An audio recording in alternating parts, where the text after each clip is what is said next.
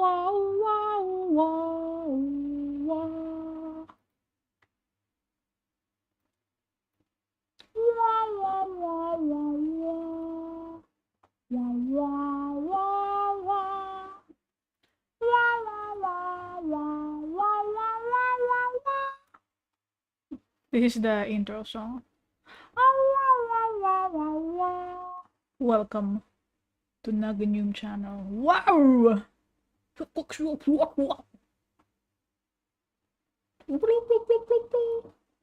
I need some sound effects.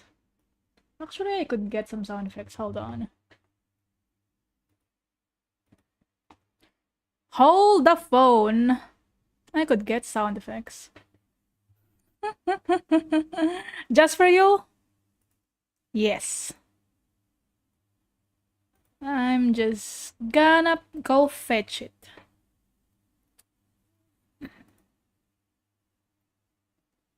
Let me see. How do I do that? Oh, there it is. Pow, pow, pow, pow, pow. Where is that?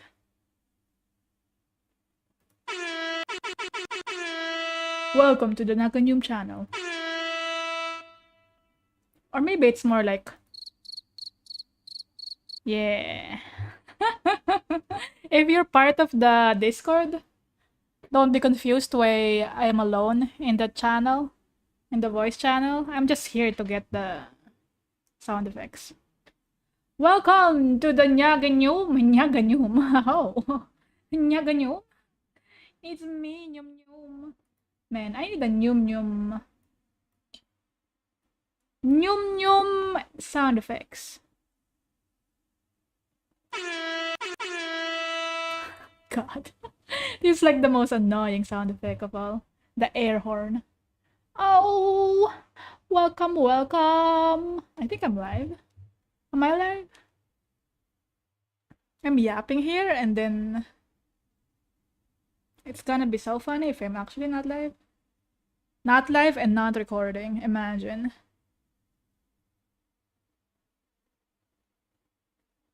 I'm live. That's good. That's amazing. It's a me, welcome! Nyoom Nyoom everyone, we're gonna be reacting to some interesting videos today. Nah, not live. Oh no!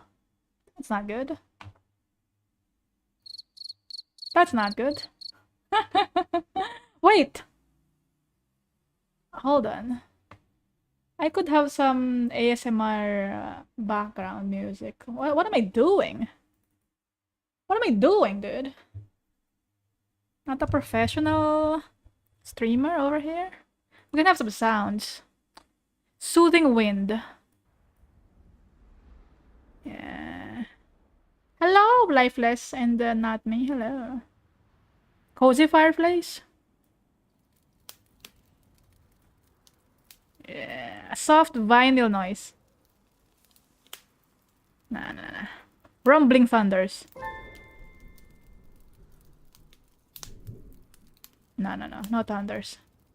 Maybe a little bit of fireplace. Fireplace is so difficult to pronounce. Holy shit. Fireplace, wind, comforting purring. Oh yes. Oh. Prrr.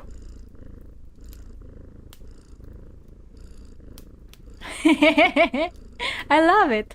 I love the sound of a cat purring. That's very nice. Dishwasher. Why is dishwasher here? Do people like the sound of dishwasher? Probably, right? No, not for me. Distant cityscape. Nah. I don't need extra background music. Tasty sizzling. Ooh! This is making me hungry, dude. No distant sizzling. Only purring, a little bit of purring, a little bit of wind, a little bit of cozy fireplace, maybe some rain. Ah, yes. Yes, dude. So cozy. Reda, hello. Hello, hello! Welcome. It's me, Naga. This purring sound effect is kinda freaking me out, not gonna lie. Cause my cat is far away from me. And the purring is inside my ears, so that's kinda weird. Anyway, before we begin, I'm gonna eat some chocolate. I have some videos lined up for today already. What we're gonna be reacting to is, excuse me, Kung Fu Panda explained by an idiot, animals that got middle finger from evolution, and why Harambe's death was the right choice for the wrong reason. Harambe! Yeah, that's the plan for today. I hope you're doing well. How are you Nyooming, by the way? I forgot to ask. I should always ask. How are you Nyooming today, everyone? How's your Sunday? Sunday, bloody Sunday. Good? Bad? Alright. Rom? How you doing? Welcome, welcome. That's Rom purring, by the way. Can you hear the purring, Rom? It's you. Woke up at 5:30 a.m. or p.m.? Either way, it's fine. 5:30? Wow. Me, I purr. Yes, you do. Rom the Purinator. Banished to TV.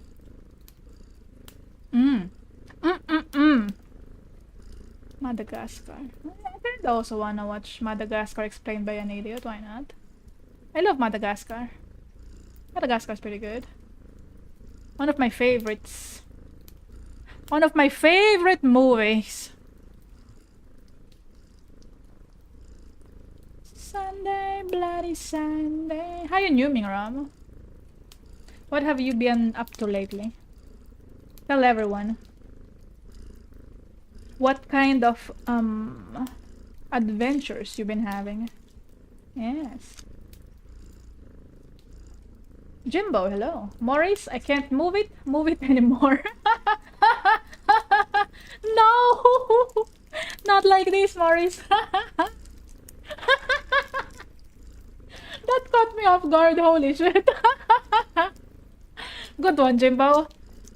I will immortalize that line in the Hall of Fame. Screenshot Hall of Fame. Beautiful, beautiful.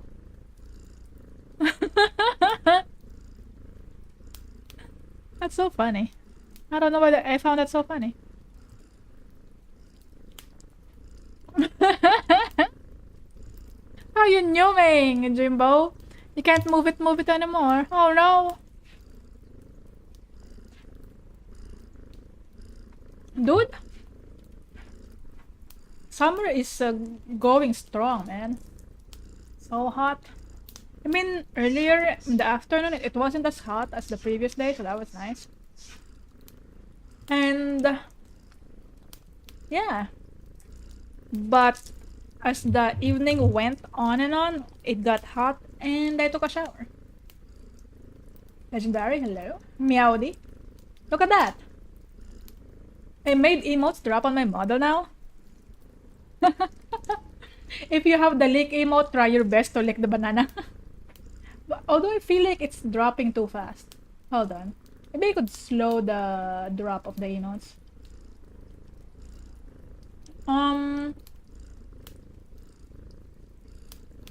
Max lifetime of emote 9.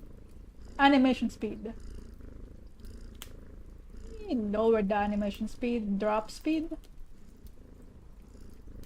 Gravity. Lower the gravity. Let it bounce. Yeah. Bounciness. Oh, very bouncy. But not that bouncy. A little bit bigger. Rotation.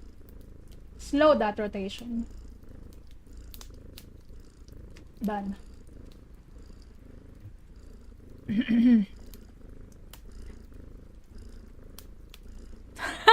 This purring effect is kinda disturbing me. I should stop it. No more purring. Stop the purring. No more purring. We could have some birds singing though. Wow. Birds singing while there's rain outside? Impossible. Keyboard typing? Pretend I'm typing something? Nah, maybe not. Gentle snowstorm. Nah, I don't like that. I think this is good. Fireplace and smooth rain. Beautiful ambiance.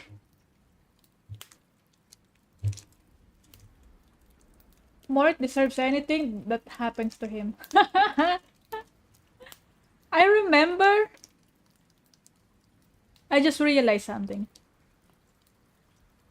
I feel like Madagascar is probably the first movie that showed me a character that's into feet, huh? Because Mort loves the king's feet.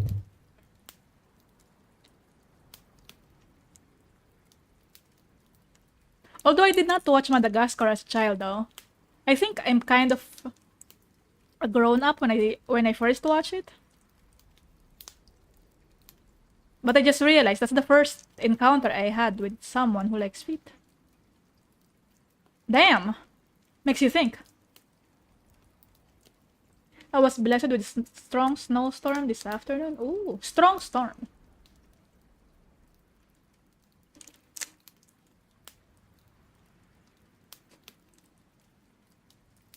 I'll recommend something on the Discord about Mort. What the hell? This better be not cursed. I like to move it, move it. I like to move it. We're gonna start reacting once I finish these chocolates. Chocolates. Chocolates. Love chocolates.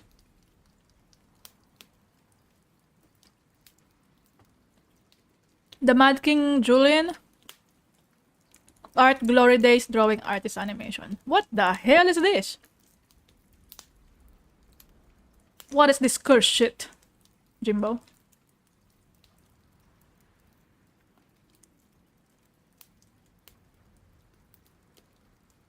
I'm afraid to click it. There's more! Holy shit!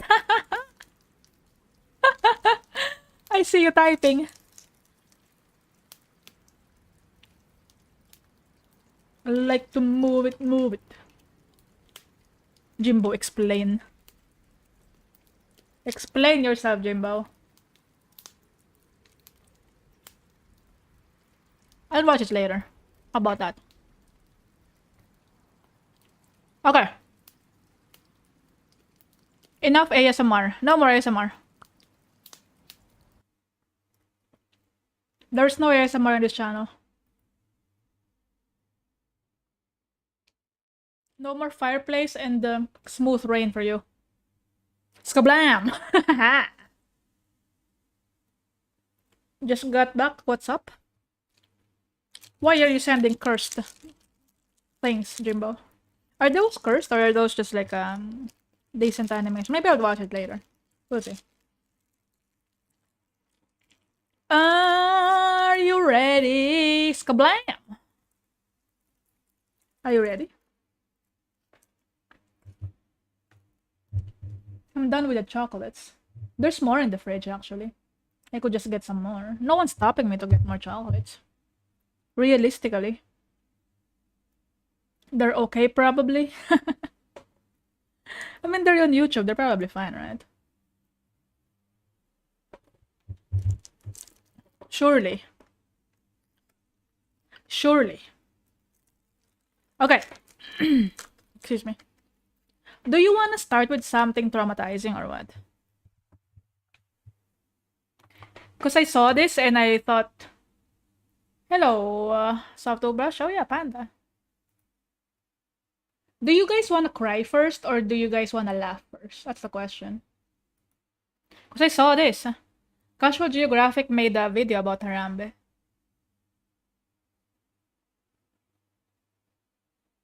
Harambe-chan!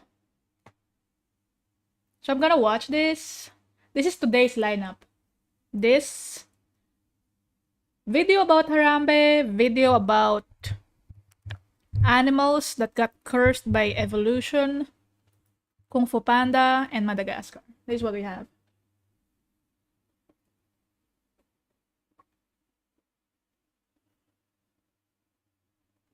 So beautiful. Look at that face. Ooh! If you wanna feel beautiful, you always gotta do the Mew. Mew for the camera. Softobrush, why are you on YouTube? Hello, how are you Newming? Angry first? You wanna go, you wanna become angry first?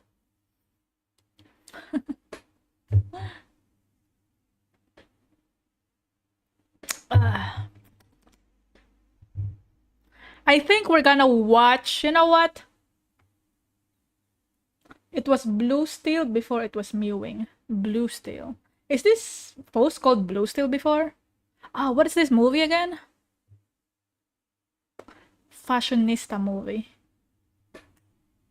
Do you remember? I remember this guy and wow.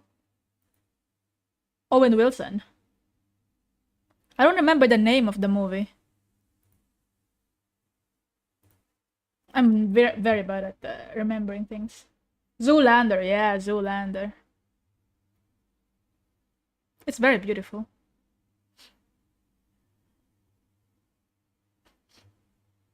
Okay. Let's start. Let me think. Let me think. Let me rack my brain about what happened in the movies. Madagascar, the first one. Madagascar, they wanna leave the zoo. It starts in the zoo area, and Marty was like, I wanna feel the wild and all that stuff. Okay, yeah, I remember. Kung Fu Panda. It starts with Po daydreaming about the Ferocious Five? I forgot. The Warriors. I forgot what they're called. Ferocious Five, maybe. And then there's the Dragon Warrior ceremony. How you Newming? Okay, let's start with this.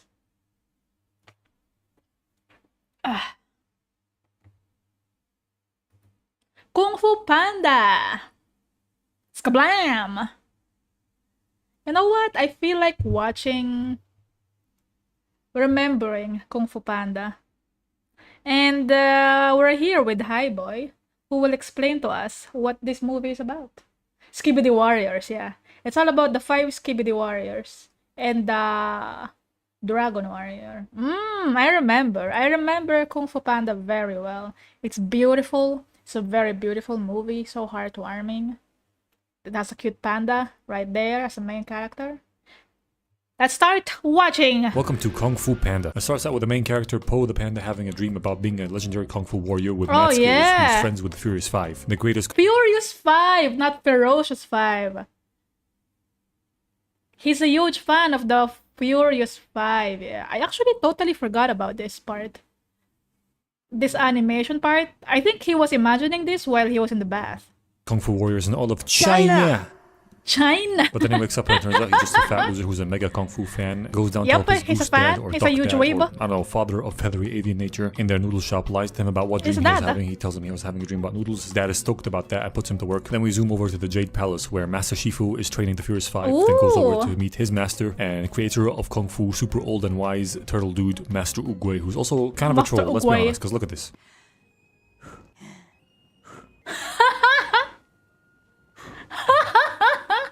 He could just turn every one of them off with Kung Fu. Instead, he just does this in front of... He knows what he's doing, dude. Yeah, he is a troll. That's true. You better do something or else I'll take forever to blow this all out. LOL. Master Oogway, dude. He knows what's up. Yeah, that's what I was talking about. You could have just asked him to do that from the beginning instead of being a slow troll dickhead like that. Anyway, he tells Master Fushi that he had a vision of Tai Long, this super dangerous menace to society, escaping from his super secure prison and coming back to destroy shit and do revenge stuff. So she's like, that's impossible. So Oogway responds with, nothing is impossible. Nothing is impossible. You heard it here first. Nothing is impossible.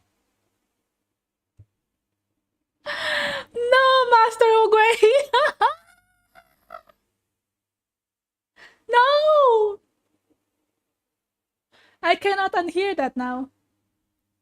Nothing is impossible.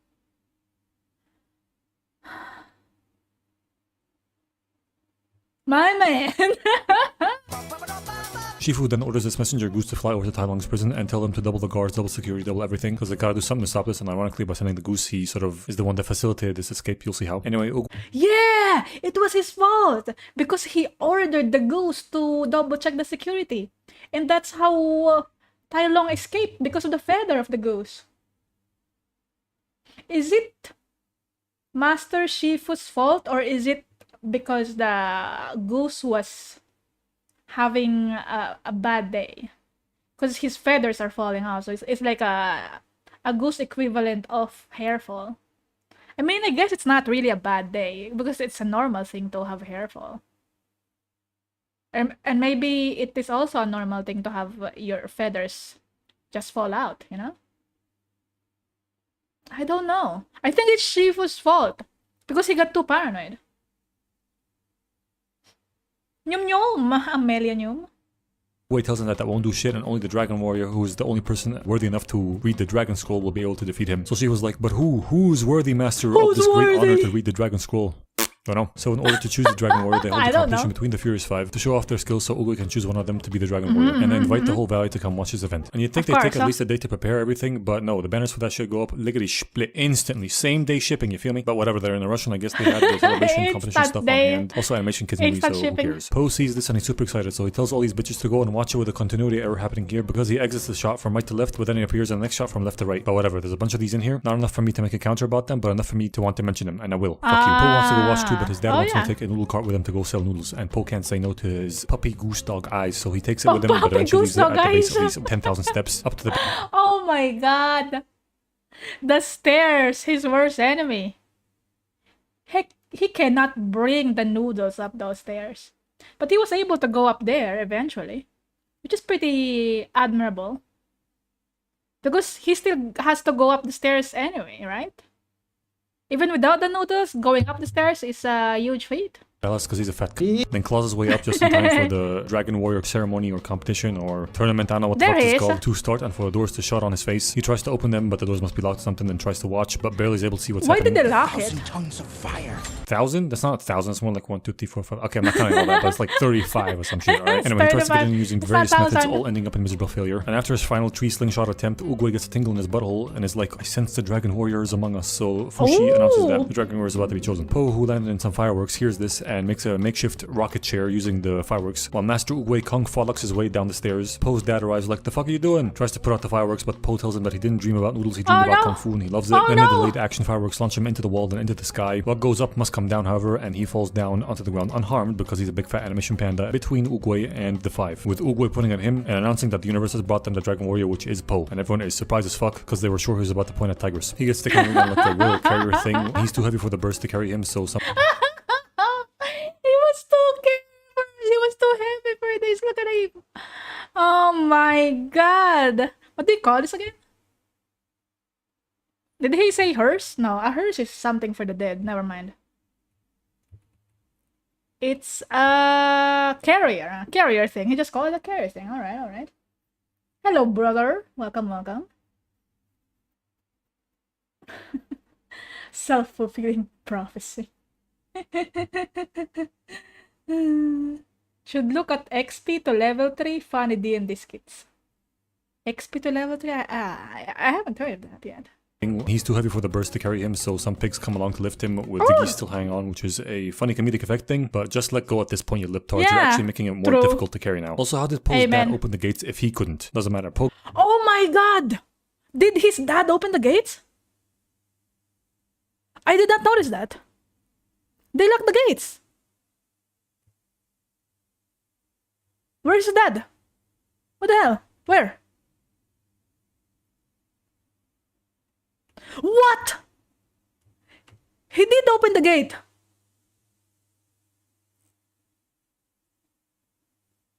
That's strength.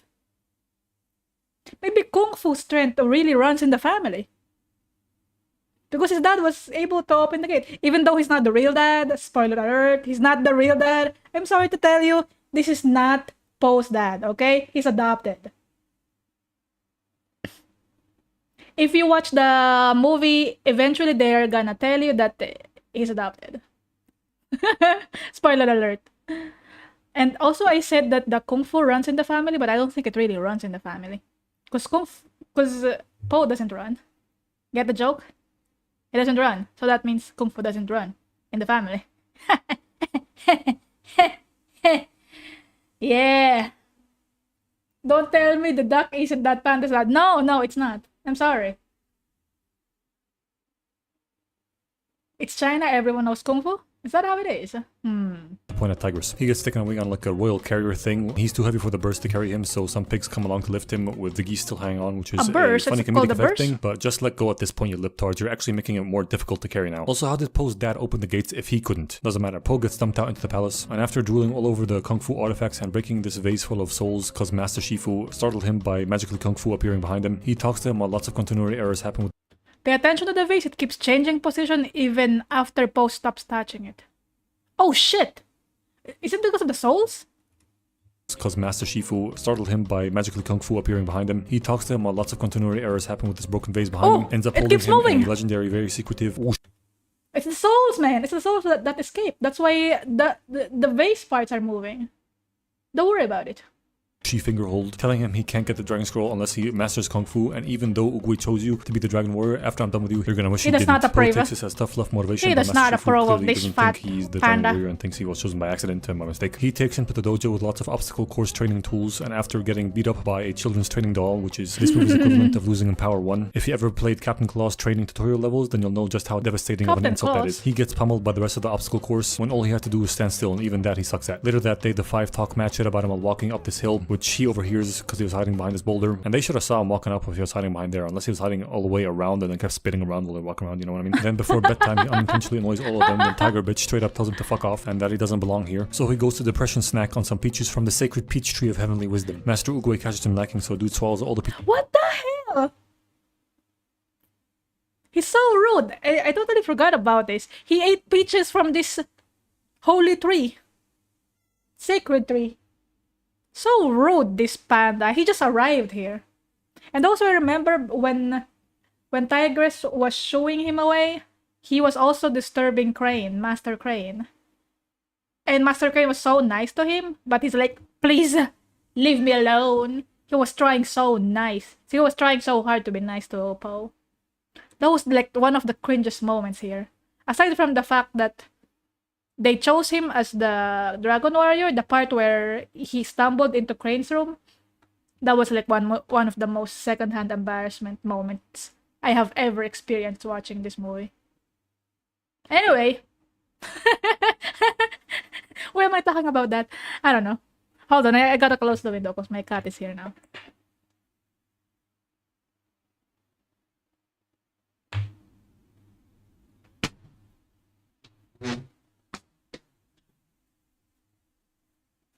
So he does not escape. I close the window. Po is the definition of a sleeper build. He's a father that stepped up. The goose! He's not a stepfather. Hello He's a father that stepped up. You're right. Wait, but stepfather entails that he was schmeckling with a panda mother. But you know, I know what you mean. I understand. How many people do you think jerked into that jar of souls? I thought it's like 1,000. Isn't there like 10,000 souls in there? Probably, right? I don't know. Geodude, hello. Hi, Nyooms. Just whole with the fucking seed and all. What a savage animal. He then tells Oogway that he sucked big time today, the five hate him. He doesn't think Shifu can train him into the Dragon Warrior, and he's thinking about quitting and going back to noodles. So Oogway's like, quit, don't quit, noodles, don't noodles, and gives him the sickest piece of wisdom in all of movie history, basically telling him to take life one day at a time. Next day, they wake up and see that Po has left. Oh, he didn't say the part where the past is a history, the future is a mystery, but today is a present. Is a gift. That's why it's called the present. I remember that part. What a nice line. Nawalan kami kuryente dito. Oh no! Why? During summer as well? It's gonna be so hot, dude. Good luck, G, dude. But then find out no, Po was just stuck trying to do a split. Shifu makes fun of him and makes Tiger show him how it's really done, using a couple of these tiles with the rest of them disappearing between shots to give us another continuity error. Then he pits Po against each of the 5 for some more training, gets beat up by all of them with ease, Crane didn't even have to do none. Then he goes up against Shifu himself, who keeps trying to hurt him, trying to make him quit, but Bro is determined as ever to make him proud, which pisses off Shifu greatly. That night the 5 are a bit nicer to him and do some acupuncture to relieve some of his pain. Po tells him that he thinks Shifu— Oh, hold on. Let me see that panda anatomy. Holy shit! Compared to Tigress? Oh. He's very rotund. I was thinking that that was the skeleton, but it was not. It was it's Tigress in there. Mantis is pretty nice, doing acupuncture for him. Wow. Wahoo, hello. Pick Pepino moments through. So real, dude. So real. Also, I remember one of my friends. We were talking about this as well because it's so hot and you gotta use AC to feel comfortable. And she said that they're gonna increase electricity bill this summer because of course they will. During the hottest times of the year, they're gonna increase the electricity bill. Summer brownouts feel like getting inside the oven.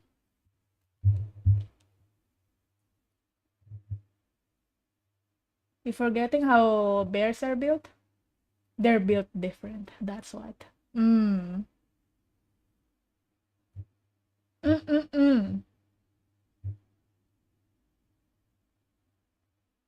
Po tells him that he thinks Shifu's trying to get rid of him. They brush it off and tell him that he actually used to smile before Tai Lung, who has achieved Voldemort status in his place, but they tell him his story regardless. See, Shifu found him as a baby and immediately loved him. The kid showed interest in Kung Fu, so Shifu trained him. He got really good really fast and got aspirations to be the Dragon Warrior, but Oogway saw evil in his heart and refused to give him the Dragon Scroll. So Footlong got angry and unleashed his rage on the valley. Shifu couldn't stop him because he loved him too much, and Oogway had to do it and hit him with a smartphone passcode unlock move that factory reset him or fucking disabled him or some shit. Then after Mantis tweaks his facial nerve with another error happening, Shifu, who was trying to meditate, gets interrupted by Zhang, the messenger goose, arriving back from the prison with horrible news that Tai Lung has escaped. See, he'd flown over there with a message of doubling security that the main guard, Warden Rhino guy, scoffed at, claiming that his prison is already secure enough as is, and giving him a tour with a hefty smack on the back to give him some more confidence in the place. But that pops a feather out of him. Oh! His feather was not falling off. He got smacked on the butt by this guy. That's why the feather fell off. So it's not Shifu's fault. It's the Rhino's fault cause he smacked the goose. But also, Master Shifu sent the goose to this place. So it is also Shifu's fault.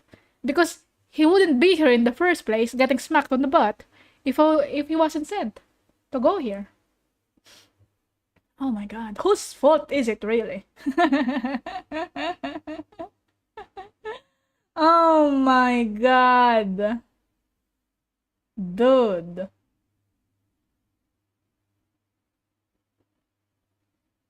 If Po is immune to pressure point attacks, then acupuncture shouldn't affect him too, right? Maybe the acupuncture needles are very long. They're very long that they could reach his points, his pressure points. Again, the self-fulfilling prophecy. Yeah, I feel like Tai Lung was... Tai Lung escaped because of their hubris. This guy's hubris and Shifu's hubris. Am I using the word hubris correctly? No, probably not. No, Shifu was very paranoid actually. But this guy's hubris, definitely. His body, having it float down this pit that Tai Lung is at the bottom of. He takes him down there and shows him that Tai Lung is chained up and acupuncture disabled or some shit. Why not dude taunts him, telling him that Oogway chose a Dragon Warrior that isn't him. Then they leave with Zhang's feather finally settling at the bottom right in front of Tyrese Lung, who grabs it with his tail that is free, opens up YouTube and watches some lockpicking war videos and goes to town with all. I didn't know he has YouTube in there. That's how he was able to lockpick the cage. Oh my god, that makes so much sense. That makes so much sense. I cannot speak properly. Oh. Anyway. Oh my goodness. They have good internet in there, huh? On the contraption on his back, unlocking it, frees himself, the needles pop out and his muscles are free. Somehow, after 20 fucking years or something, this dude has 0 muscle atrophy, pulls these weights on his arms and unchains himself. That's with true, the yeah. He didn't have a muscle atrophy, that's and true. holds Zhang by the neck because he wants to go warn Shifu, but he tells him don't worry, he's not gonna escape. But Tai Lung keeps dismantling all the defenses and defeating all the guards in a very cool but kind of bullshit escape scene. But whatever, animation kids movie, who cares? Cool. Eventually, Zhang goes, we're dead. Honestly, I don't even understand how you're still alive with the rhino dude grabbing onto your neck like he's hanging from a fucking pull-up bar for like the entire escape, but who cares? Tai Lung Cat blows the gates open and lets Zhang fly back to tell Shifu that the real Dragon Warrior is coming home. And now Shifu's pissing his little fox pants. Oh my god. Pants. He's a red panda, right? Hold on. Poor goose. Yup. Wait. What animal is posed that? Yup. People. If you Google what animal is posed that, it's the goose, not panda.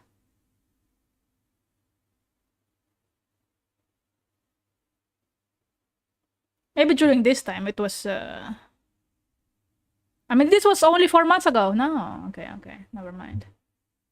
So the panda that eventually showed up that says, "I am your father, Po," is still not considered the Dragon Warrior's dad. It's still the goose. The goose is the real dad. The goose is the daddy. The panda is the father. Biological father. What's that line in Guardians of the Galaxy? I may not be your father, but I am your daddy or something.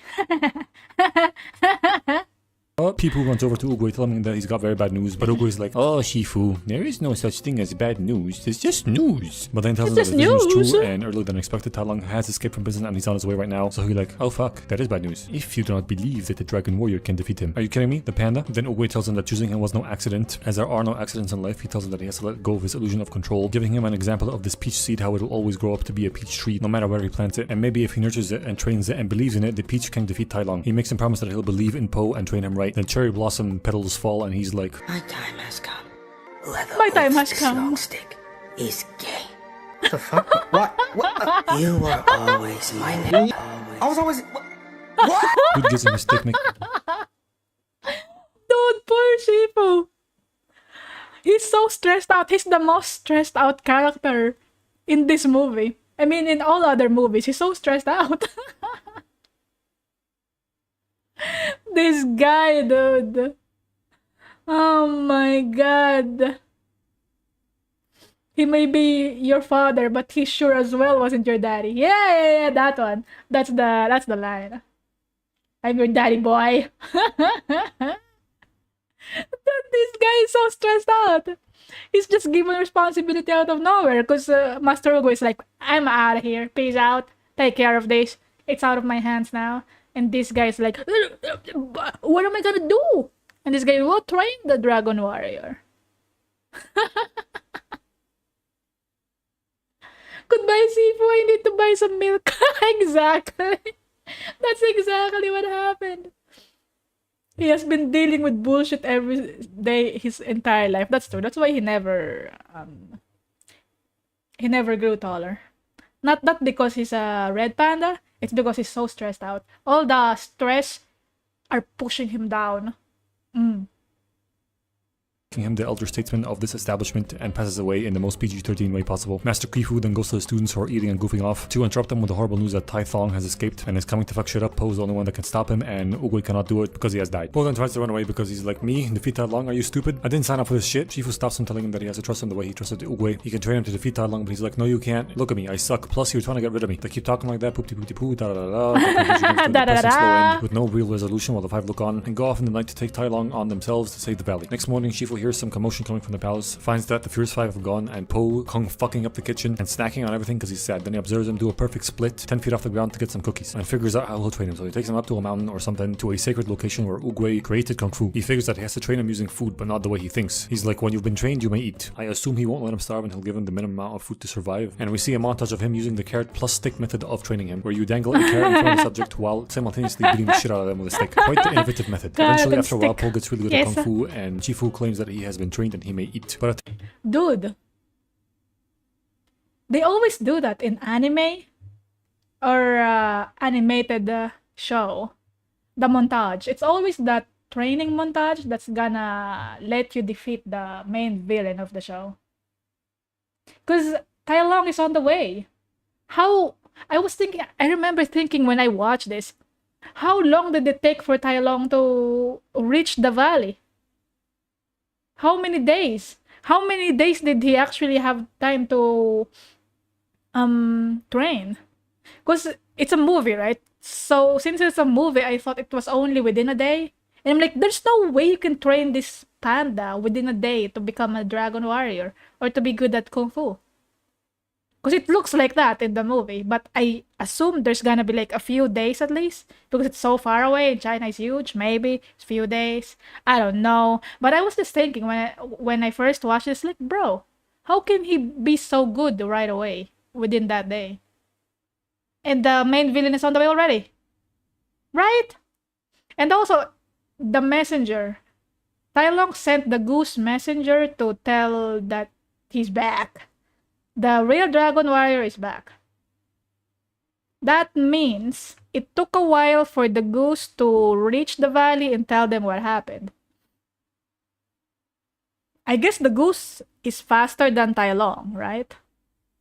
Tai Long walking and the goose flying, probably, right? But I feel like they wouldn't have enough time to prepare. Because wouldn't Tai Long be already walking by the time the goose flew? Send the message. So he's already on the way. Goose probably used fast travel. Of course, the goose is fast travel. Have you seen Tai Long perspective on Kung Fu Panda? No, not yet. It's the next video recommended right now, actually. Maybe I should watch that. At least a week. He has at least a week. Turns out to be a test 1v1 Shifu over 11 dumplings. Remember that number? Okay. 1, 2, 3, 4, 5, 11. 11 dumplings. Alright? No. There's more. There's one more here. Oh yeah, that's 7. Okay. Okay, 11 dumplings. You're right. Okay, my bad. There's only 11 dumplings.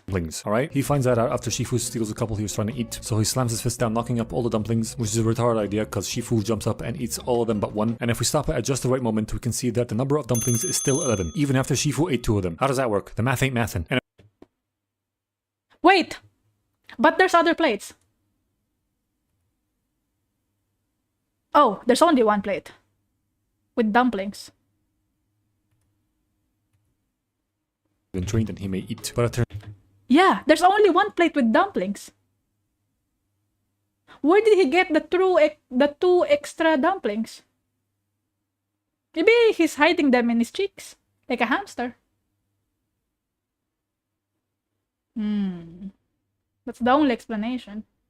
Turns out to be a test 1v1 Shifu over 11 dumplings. Remember that number? Okay. 1, 2, 3, 4, 5, 6, 7, 8, 11 dumplings. Alright? He finds that out after Shifu steals a couple he was trying to eat. So he slams his fist down, knocking up all the dumplings, which is a retarded idea because Shifu jumps up and eats all of them but one. And if we stop it at just the right moment, we can see that the number of dumplings is still 11, even after Shifu ate 2 of them. How does that work? The math ain't mathin'. Anyway, they have a fun little kung fu fight over the last dumpling. The Po eventually wins. Shifu allows him to eat the dumpling, but he throws it back at him, claiming that he's not hungry. No fucking way, bro taught him kung fu in 3 fucking days or some shit. Max a week, because if Zhang can fly to the prison in less than a day, then Tai Long can make it here on foot pretty quick. See, that's what I'm talking about. The goose flew all the way, and I'm sure Tai Long is very fast as well on foot. There's no way he mastered kung fu that fast. I mean, it's a movie, but you know what I mean. The nurse watching as I swap all the babies in the and I say, "Oh my god."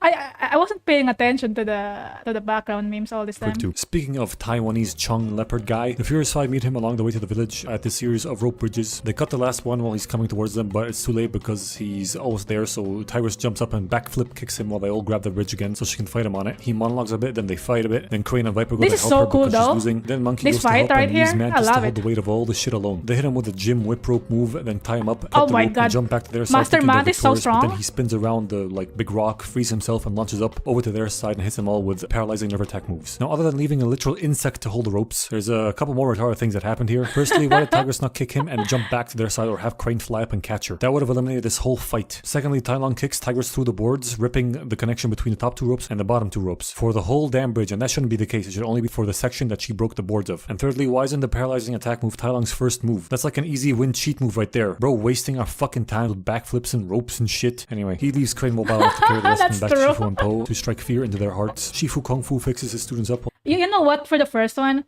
with the insect carrying the whole bridge, I forgive that because they're supposed to be really strong. They're Furious 5. That's why the insect could carry the bridge, the rope bridge. What was the other thing? Oh, but breaking the boards on the bridge. Well, I don't know about that.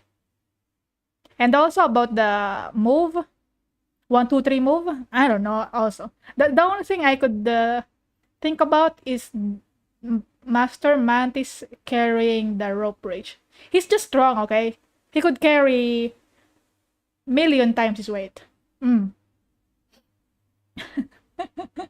Lore accurate Mantis would be turned to mush. Nah. He's very strong. Hello, Keda. Crimson, hello. Hi, Nyooms. Dreamer Ghost. Hi, Nyooms. Welcome.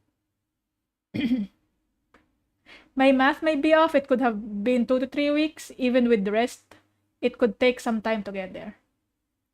Yeah, maybe. Maybe it's gonna take a few weeks to get there. That's true. And also, they also met Tai Long halfway, kind of, right? So they were only able to hold him off for a few moments, but you know. Maybe there were still some delays that allowed Po to train a little bit. Let's just believe it that it worked that way, okay? I don't want to think about the time anymore. That training montage time. Claiming that Tai Lung has appeared to gone stronger, then takes Po over to go get the Dragon Scroll because he's now ready to become the Dragon Warrior. He uses the Oogway stick, waves around, and does some kung fuckery that lifts up the cherry blossoms from the water. One of them lands on one side of the Dragon Scroll, and that's enough to set it off balance, drop it down so Shifu can catch it with the stick. And by that logic, it must have fallen down a billion times over the years with every slight gust of wind that rolled in. Anyway, he gives Po the scroll that is set to give you super cool powers once you read what's inside. Po opens it and goes, whoa, it's blank. What? Yeah, check it out. No, I'm not worthy to look upon the... Give me that shit. The fuck? Everybody's very amazed and confused that it's blank. Po's like, so Oogway was a big old troll after all. Of course I'm not the Dragon Warrior. Shifu's like, nah, he was wiser than all of us, but still. He gets the situation that they're in, so he tells the students to go help evacuate the villagers while he waits and fights Tai Lung himself to give him more time to escape, even though he'll probably die. So they go do that. Po goes back to his dad, super depresso espresso, Gooseman, happy to see his kid anyway, and talks about noodles while they evacuate, which depresses him even more. So to cheer him up, he decides to tell him the secret ingredient to a secret ingredient soup, telling him that the secret ingredient is nothing. What? Yeah, I fucking made that shit up. It's called marketing. See, people are retarded. To make something special, they just have to believe that it's special, which unlocks a deeper hidden meaning in the scroll for Po. Since it's not just blank, but it's also reflective, he figures that it means that you are the special ingredient. Believing in yourself makes you special and shit. Then we cut to Tai Lung arriving at the Jade Palace. He meets Shifu, they start fighting each other with Tai Lung talking to him, blaming him for filling his head with dreams of becoming the Dragon Warrior and not standing up to Oogway when he refused to give him the Dragon Scroll. Then oh my god, it was all Shifu's fault. Because he was building up Tai Lung. Oh my god, this pause screen though. It was all Shifu's fault.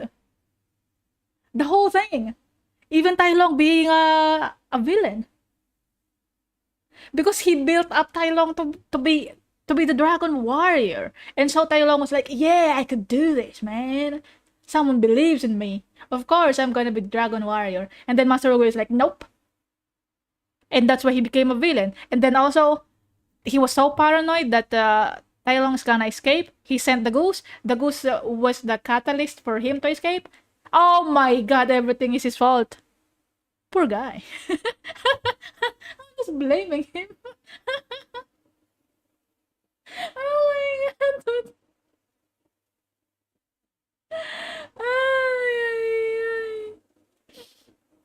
The risk of being a parent, that's true. chokes him out with Oogway's stick, breaking it in the process. Then they fight some more. He notices that the scroll is gone. Shifu won't tell him where it is, so he keeps choking him. Then Po shows up to save him, very exhausted from all the stairs, telling him that he's the Dragon Warrior. Tai Lung is in disbelief and keeps making fun of him, then attacks him to take the Dragon Scroll away from him, but Po bounces back at him like an exercise ball. Tai Lung retaliates again and they fight over it while dropping down into the village. Po, using his weight to his advantage and harnessing the unrivaled power of bullshit, go with the flow made up moves. Eventually though, he gets smacked into the ground and ground pounded by Thailand dude, who gets the scroll, opens it and finds out that it's blank. He's like, what the fuck? Po gets up and he's like, there is no secret ingredient, it's just you. Tai gets very angry with this explanation and attacks Po with his nerve attack, but all his— Dude, he could not believe that there was no secret, dude. He could not accept that. I mean, I would also be upset if I was Tai Lung, really. I would be upset with everybody. It's like, what the fuck, bro? My life is shit because of all of you. His fat and flabbiness protects him from any other effects. It just tickles him really, and no matter how many times he does it, it doesn't do anything. It's like punching a trampoline, and eventually it backfires on him when Po uses that fucking kinetic energy or whatever to like flip, Uno reverse punch him with that power. Another smaller fight breaks out between them that Po utterly dominates by leaning into his strength and the power of bullshit even more. He ends the fight by butt bumping him into a building, then gut launching him into the sky. First name Tai, last name Lung comes down and creates a comedically shaped Tai Lung body hole, which I feel should be a normal crater, just like all the other ground impacts in this movie, but the ground could be softer. There's other factors that go into this. I'm not. Yeah, it's shaped like Tai Lung. Hold on, I want to read this one.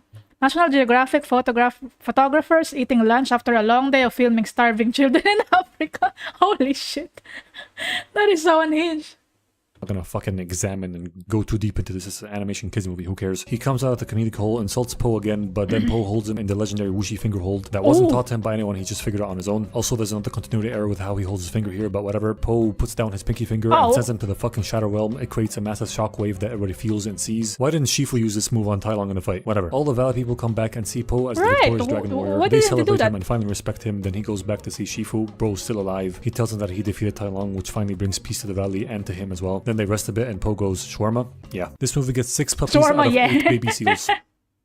6 puppies out of 8 baby seals. 6 out of 8. That's a good movie rating. Yeah, why didn't Shifu use that move on Tai Lung? Maybe they didn't have the chance to do it. I don't know. Or maybe because Tai Lung was aware of the move, that's why he completely avoids any opening. He doesn't allow himself to show an opening for Shifu to do all that. But he wasn't aware that Po could do it. That's why he was shocked when Po touched him on the finger. It's like, oh! The finger move, you know what I mean? I don't know, man. I'm confused. I wanna watch Kung Fu Panda again. That was pretty fun.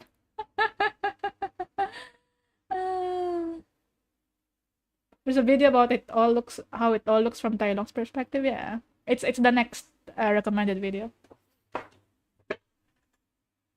To be fair, nobody forced him to try to kill everyone, where his upbringing did fuck him up. That part was his own fault. That's true. That's true. I mean, it's still his reaction to all this information that kind of fucked him over. Not gonna lie. But also, I don't know. I can understand where he's coming from, Tai Lung.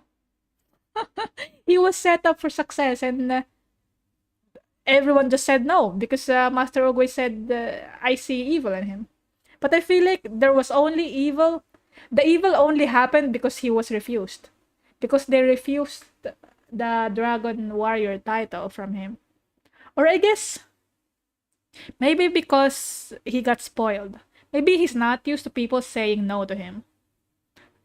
So even if it wasn't Master Oogway who said no, if another person in the future would say no to him, he's gonna react a disproportionate amount. Maybe that's what Master Oogway was referring to. The evil. The evil behind him. I don't know. I don't know.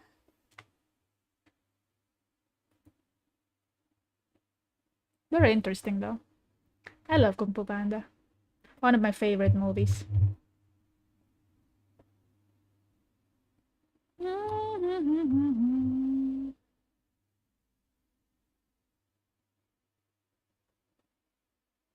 Should we watch from Tai Lung's perspective? Maybe next time. It's not on the list currently. Because I already have 4 videos on the list.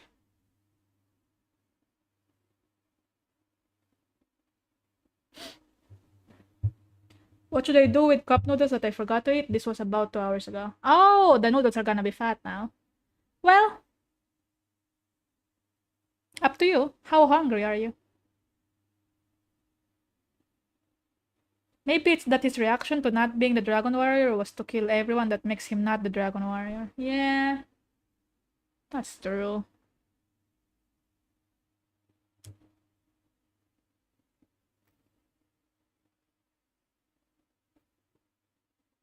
Pretty hungry? Well, eat it. Get rid of the evidence. Eat it. Eat the noodles. It will be a shame if you don't eat it. I'm gonna watch this. Because this is the original plan. The original plan was this, this, and this. Let's stick to the original plan, okay? Let's not,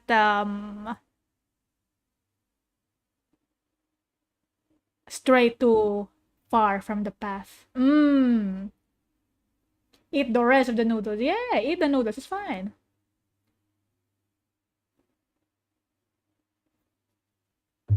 Who's ready to be sad again? This was in 2016, right? The Harambe incident. Harambe incident was in 2016, if I remember correctly. During the time when 9gag was the shit. Like, the memes were... The place where you get the memes was 9gag. And I used to visit that site very often. I love being sad.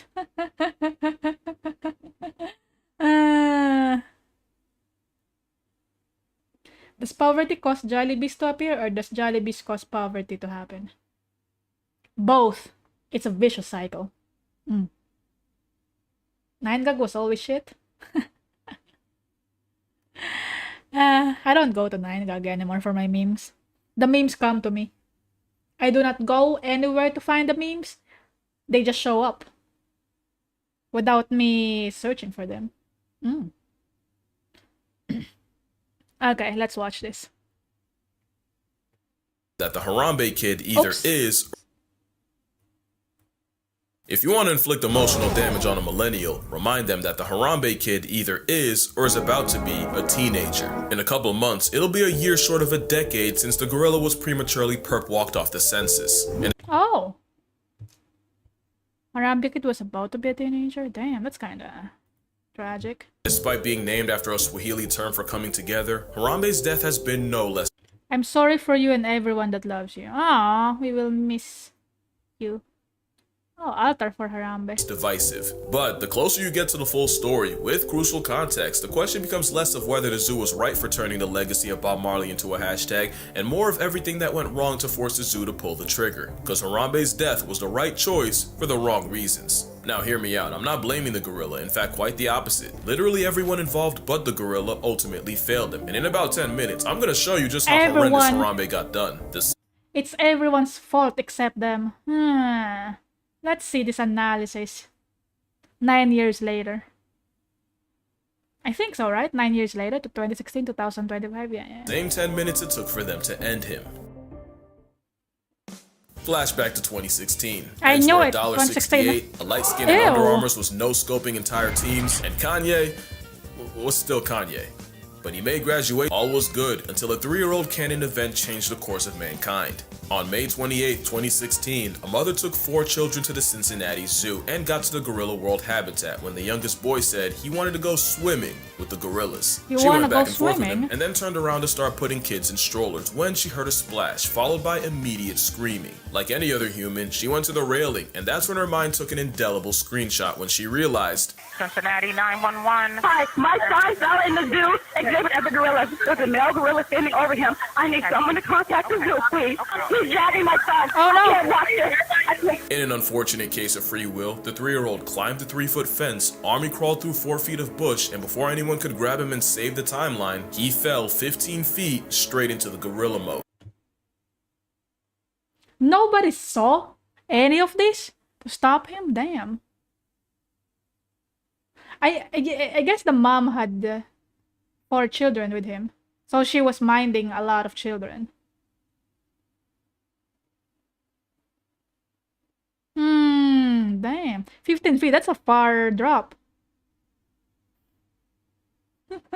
I guess kids are invincible, huh?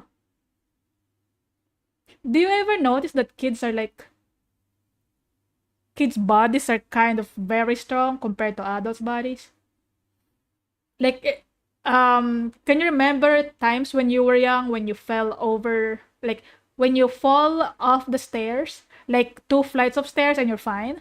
But if you trip over your own foot as an adult, you're like, oh, I'm dead. Oh my God. You have to go to the hospital. But as a child, you could just survive 5 stories of fall or something. But as an adult, you cannot survive a trip. You cannot even survive, like, I don't know. When you accidentally hit your toe on something, it's like, oh, hey, I need a doctor real fast. You know what I mean? Ay, ay, ay. Where he was confronted by 450 pounds of adult primate. Harambe didn't seem especially aggressive, but watching him ragdoll the toddler likely took years off his mother's life. No one could say what was going through the gorilla's mind at the time, but we know what went last, because at about 4:10 p.m., about 10 minutes after the boy fell in, a member of the Cincinnati Zoo Dangerous Animal Response Team life-retired Harambe with a bullet to the head. And life as we knew it was never the same. The slain simian was mourned by millions and memed by even more. Gorilla Hot Cheetos, rare, one-of-a-kind Cheetos, Harambe Gorilla. 99,900. 132 bids.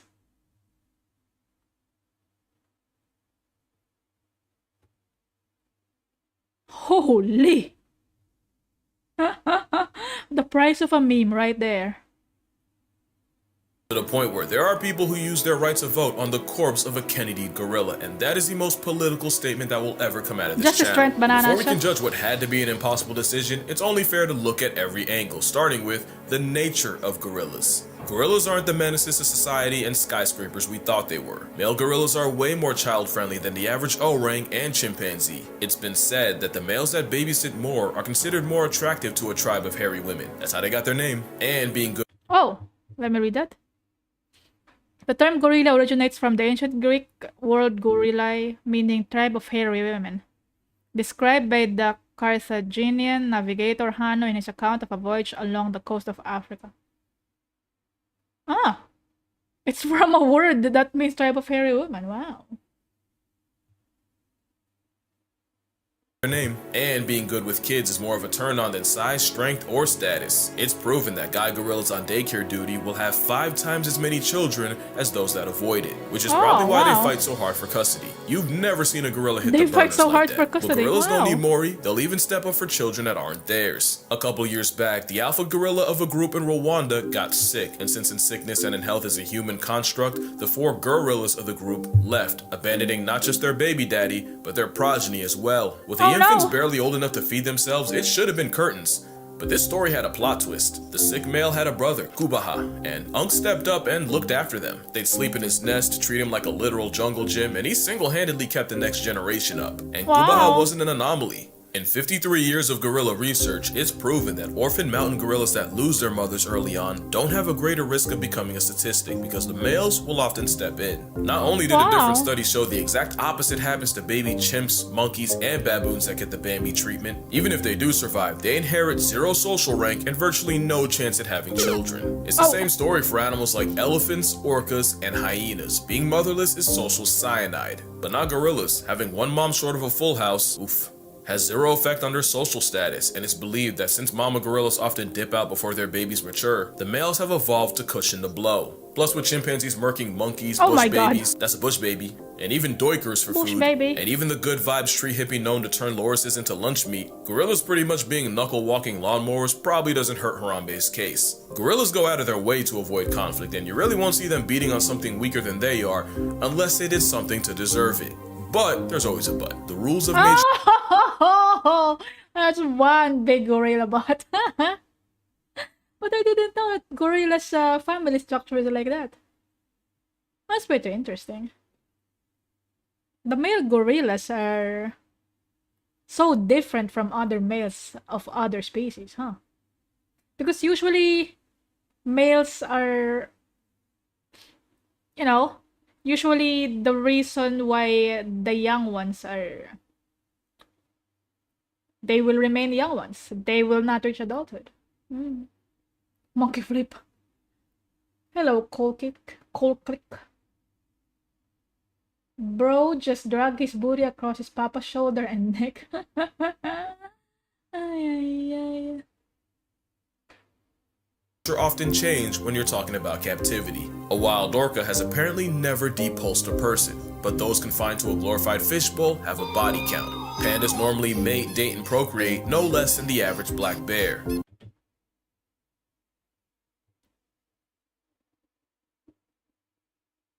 Just humping the air. Does that mean that pandas actually like the sexo? It's just that they don't like doing it in front of humans? Probably, right? Because most of them are in captivity. I don't know. Hello, Jacob. Welcome. Hi, Nyooms. But those in captivity often get less play than Helen Keller's Spotify. In captivity, mother gorillas will often reject their own babies, and it happens a lot more than you would think, maybe the parental instinct doesn't apply as much to a gorilla behind the glass. No, because if I had a nickel for every time someone's son ended up in a gorilla enclosure, I'd already have 2 nickels by the time player number 3 decided to keep the tradition alive and airdrop himself to the gorilla grotto. Oh my On God. August 16th, 1996, another 3-year-old fell nearly 24 feet into the Brookfield Zoo gorilla exhibit. 24 feet, In a scene holy. you've definitely seen before, 8-year-old Binti Jwa climbed down to the boy, cradled him in her gorilla arms for nearly 60 feet, and gently placed him at the employee entrance where officials could get him. But what you might not know was that Binti was one of those gorillas rejected by her mother and was hand-raised by humans. Part of this raising meant her caretakers had to train her to be a mother once she became pregnant with the same baby riding shotgun while she rescued the boy. Part of this training included handing off her baby to staff for checkups, so there was low-key an argument as to whether this was an actual gorilla guardian angel or just an animal doing what it had been trained. Well, almost a decade earlier in 1986, 5-year-old Levin Merritt followed the same script, falling into the gorilla pit and knocking himself all the way out. And 25-year-old Yumbo stood protectively over the boy, gatekeeping any other gorilla from him, and when the child regained consciousness and cried out, instead of matching his energy, the silverback calmly led his family to a small hut on the other side of the enclosure. But unlike Binti, Yumbo wasn't human-raised or trained in childcare. This was actual gorilla free will that looked after the injured kid. Wow.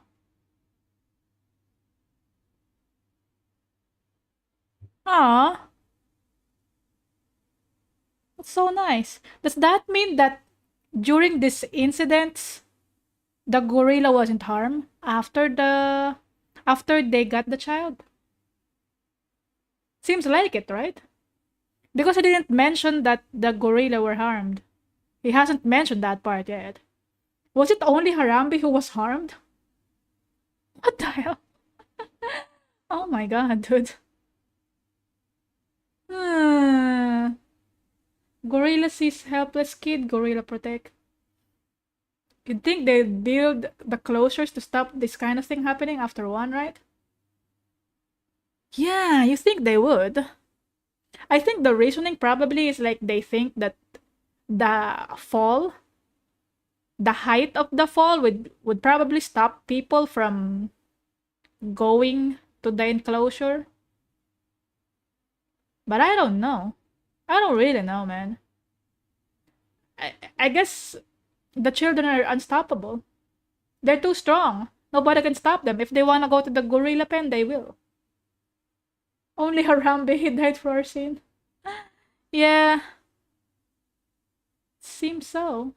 So now you might be confused, because if you were on the fence on the Harambe happening, hearing about their social psychology and the gorilla history lesson would have surely kicked you onto the Harambe side. Well, every gorilla is different, so let's talk about the story of Harambe.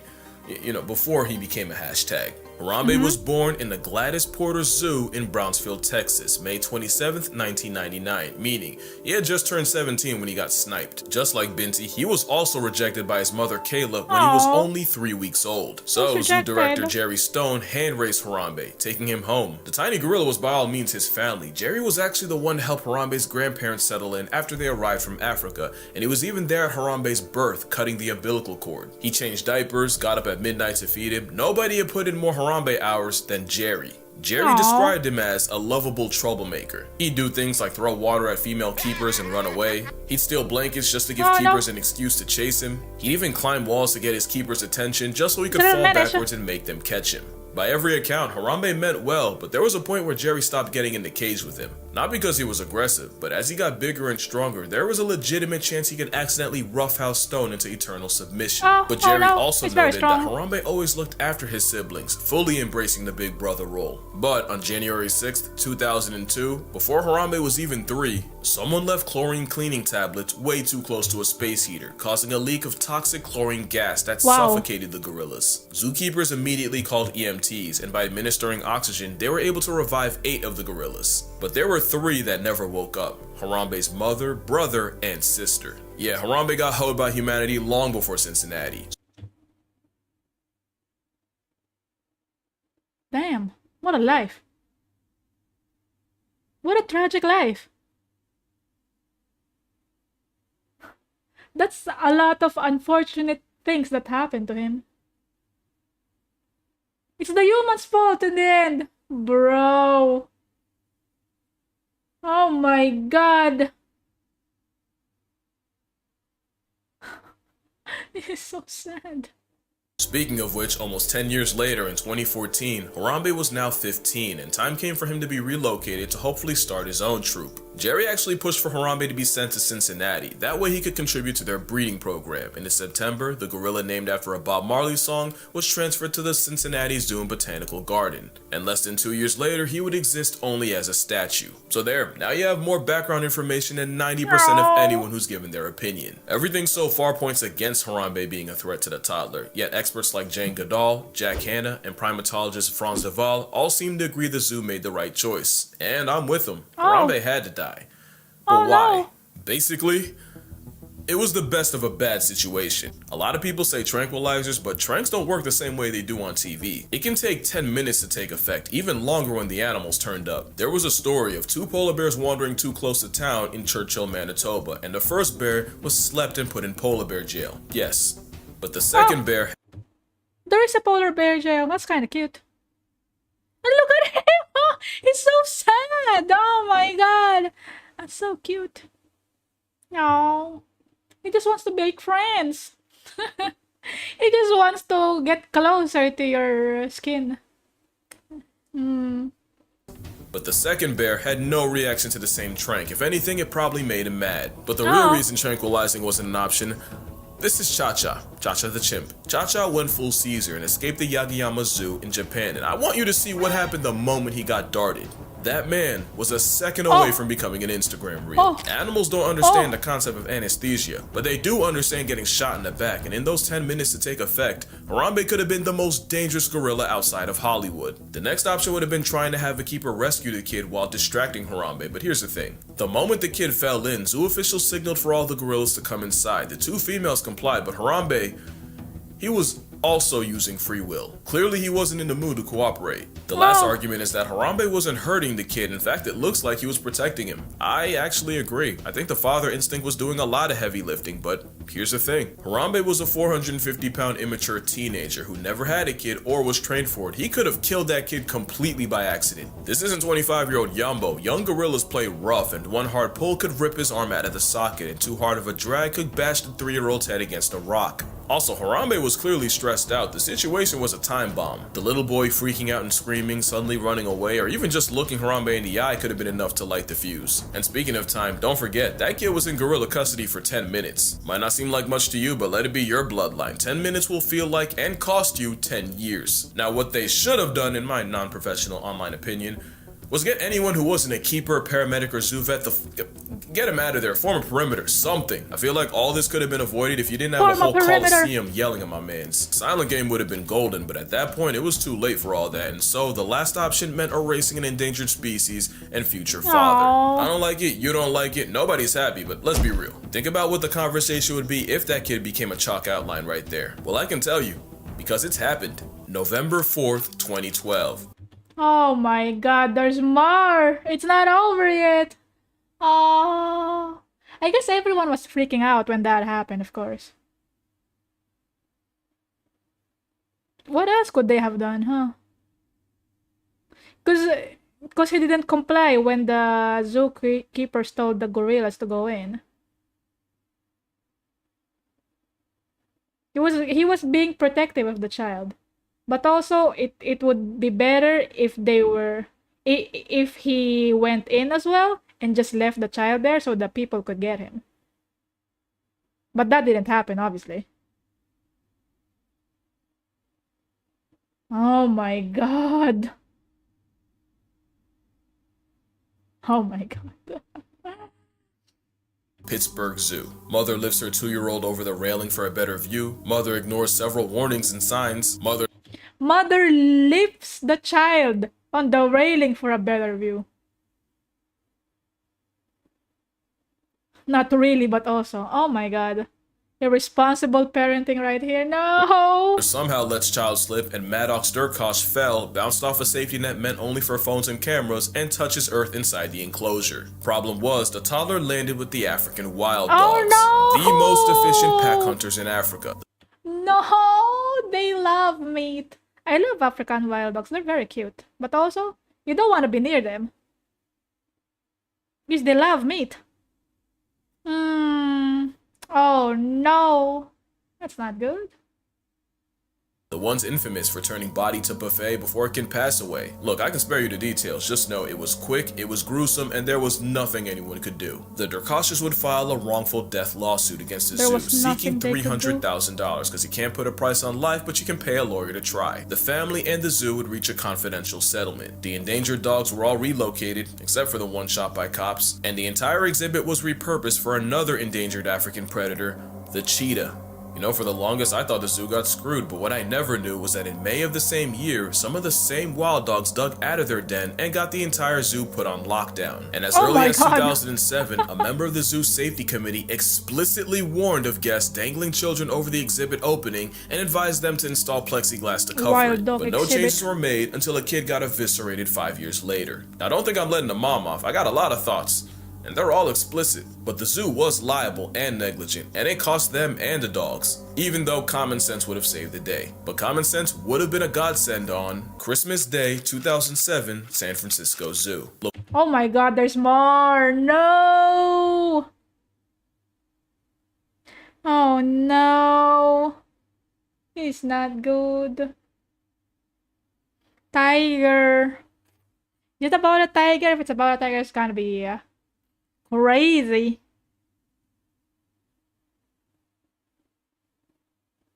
Wild dogs are no joke, no matter the nationality.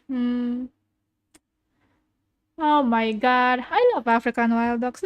I love the way they look. The design. I don't know. And also, I remember watching documentary about them. Their hierarchy and the way they vote. They like to vote on what they're gonna do. I think they vote by sneezing or by laughing. I don't remember which one. But when they're about to embark on a hunt, they vote how they're gonna proceed. It's okay, the tiger gave the kid Cheetos. I'm suspicious about this one. We've all heard the story of Tatiana the venge-lusting tiger, so here's what we know. 3 guys, 17-year-old Carlos Sousa Jr. and the 19 and 23-year-old Dhaliwal brothers taunted a Siberian tiger. Pine cones and sticks were likely thrown at the tiger. The brothers' father admitted that the boys were drunk. Tatiana escaped, murked Sousa, and mauled the brothers until she was eventually shot by cops. Climbed out of the moat and mauled the tree, killing Sousa and maiming the Dhaliwal brothers. Damn!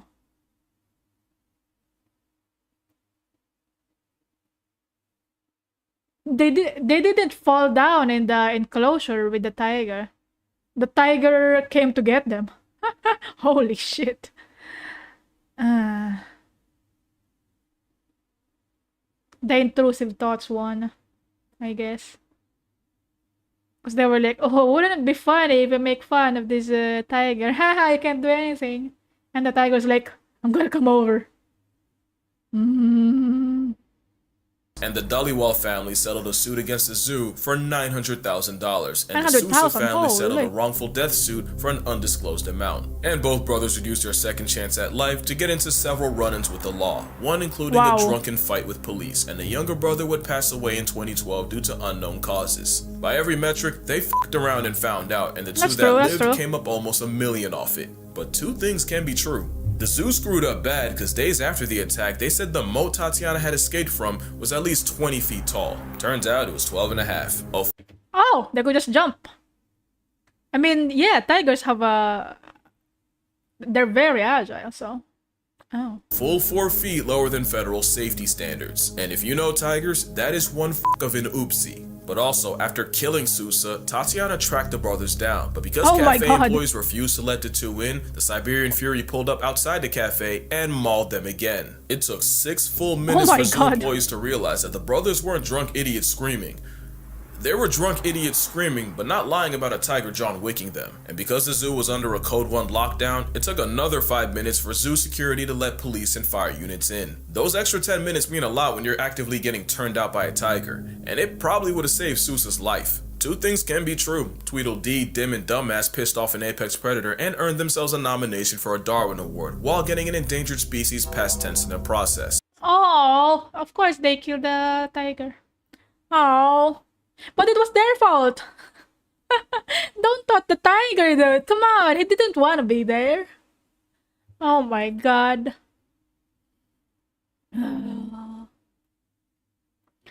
Cat problems will always be cat problems. No matter how tall the wall is, cat will always find a way to climb it. That's true.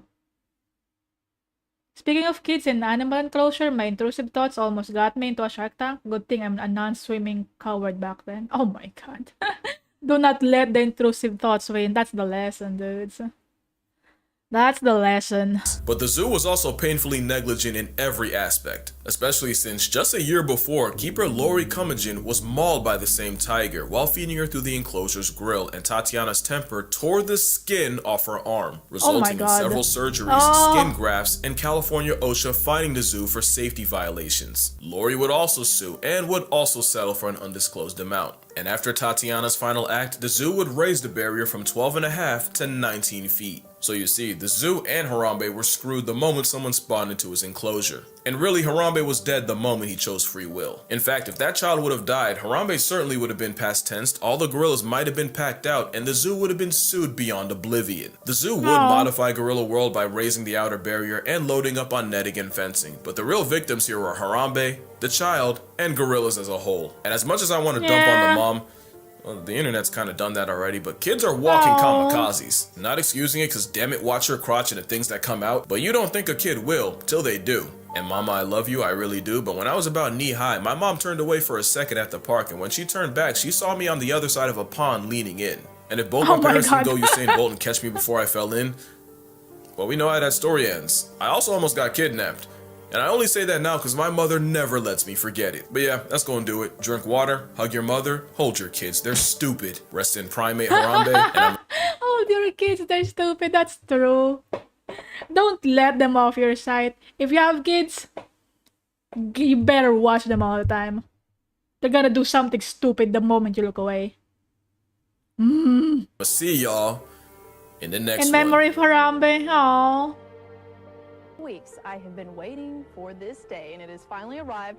We have the winner of our contest. It's the Naming the Baby with the Gladys Porter Zoo, and it's the baby gorilla. And we've got the baby gorilla right there. Dan, that's the child you just saw. Harambe is her name. Once again, what does it mean? It means pulling together, coming together, sharing and caring about one another. And what is that, like Swahili? It's a Swahili word, yeah. Oh my god.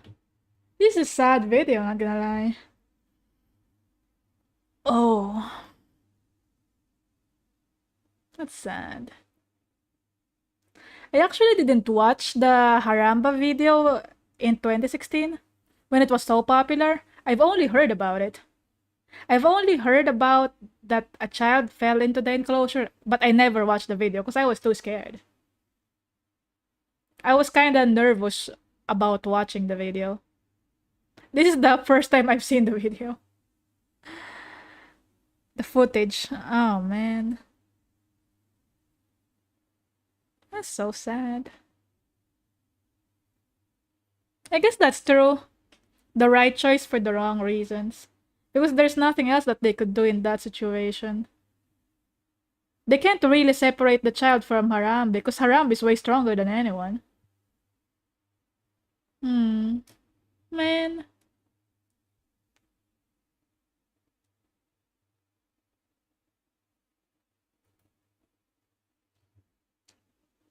Do react to creepy, weird videos?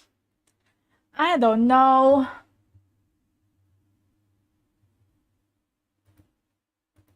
It depends if it's interesting. If I find it interesting, maybe. I can't say for sure.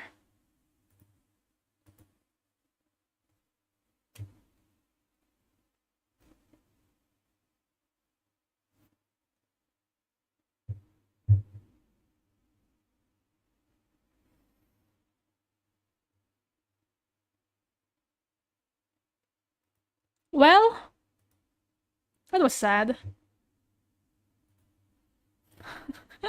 No, I don't know what to say.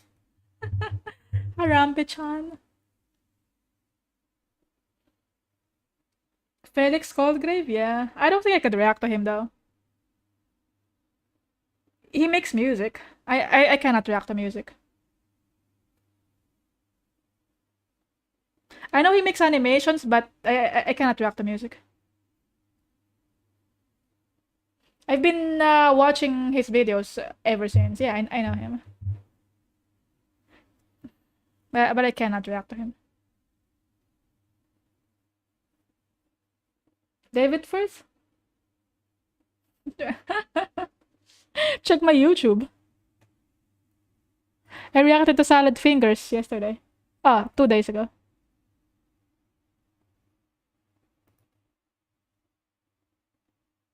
But I didn't finish it yet. It's too... I didn't finish the whole series yet.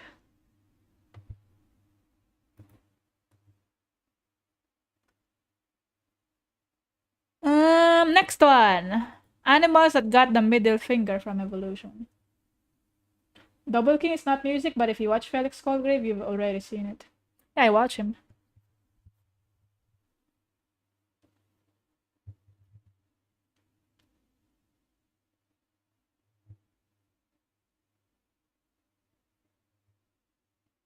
XP to level 3, perhaps? Who knows?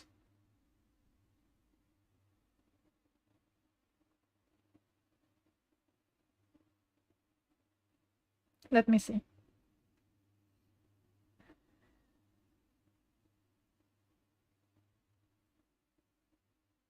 Please, please, no Salad Fingers. We're not watching Salad Fingers today. Not today. Not today. Hyena Gucci. You could send a recommendation on Discord. Video suggestion. Maybe I'll look into it.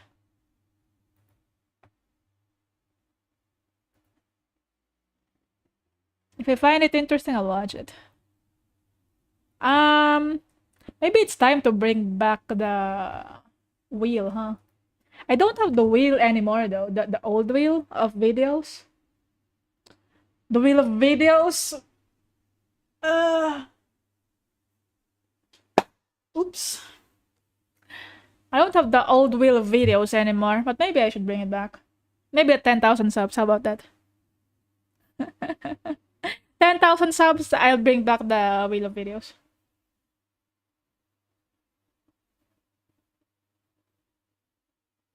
Discord? You gotta redeem it. Wheel is always fun. I thought we were suggesting what to watch next. I'm not paying much attention since I'm painting. Oh, I mean, you could suggest, but as usual, it's not a guarantee I'm gonna watch it. That's the thing. It's not a guarantee I'm gonna watch it. And I'm definitely not gonna remember it.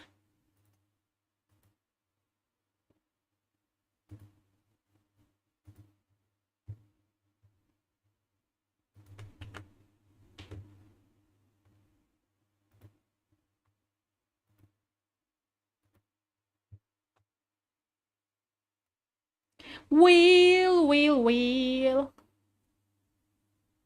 Maybe 7.5 actually. 7,500 subs on YouTube. I'm gonna bring back the wheel. We are at 7,060. 500 more. I'll bring back the wheel at 7,500 as a celebration. I got the invite, it's okay. I pasted the invite on chat.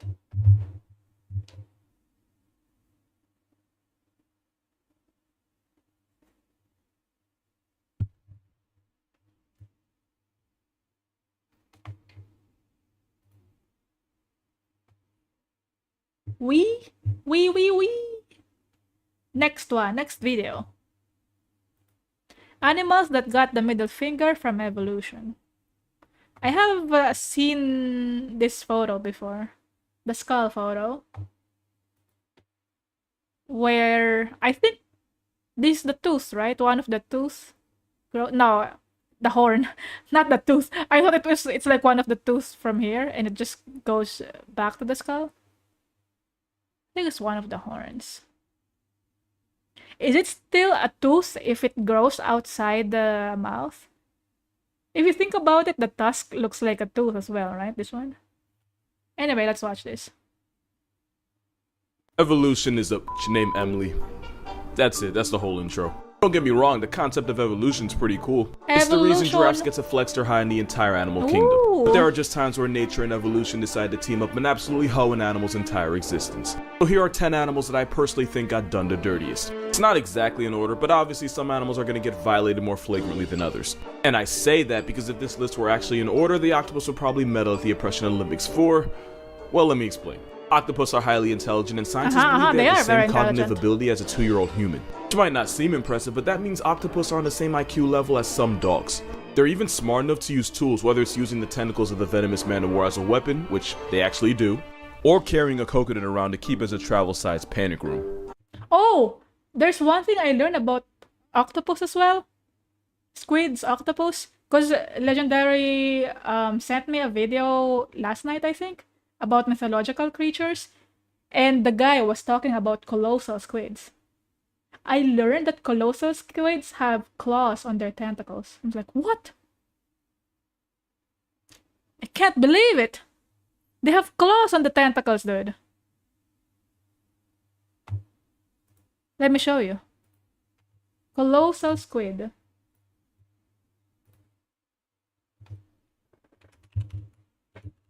Colossal squid claws. It's kind of freaky.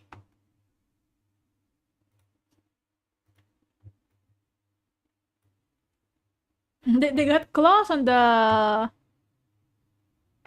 tentacles. It's not just the suction that's gonna stick to a surface, it's also the claws. Ooh. Toothed suckers. The toothed suckers of a giant squid. And the hooked suckers, they have teeth! Toothed sucker of a giant squid and the hooked suckers of a colossal squid. Holy moly!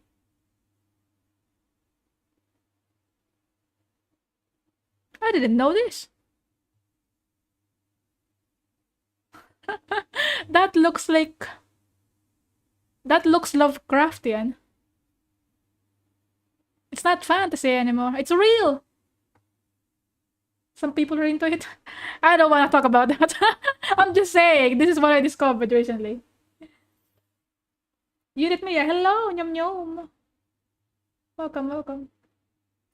There's a channel called Video Suggestion.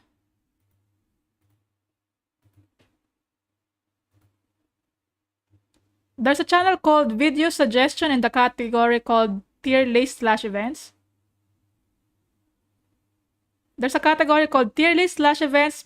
Under that, there's Video Suggestion.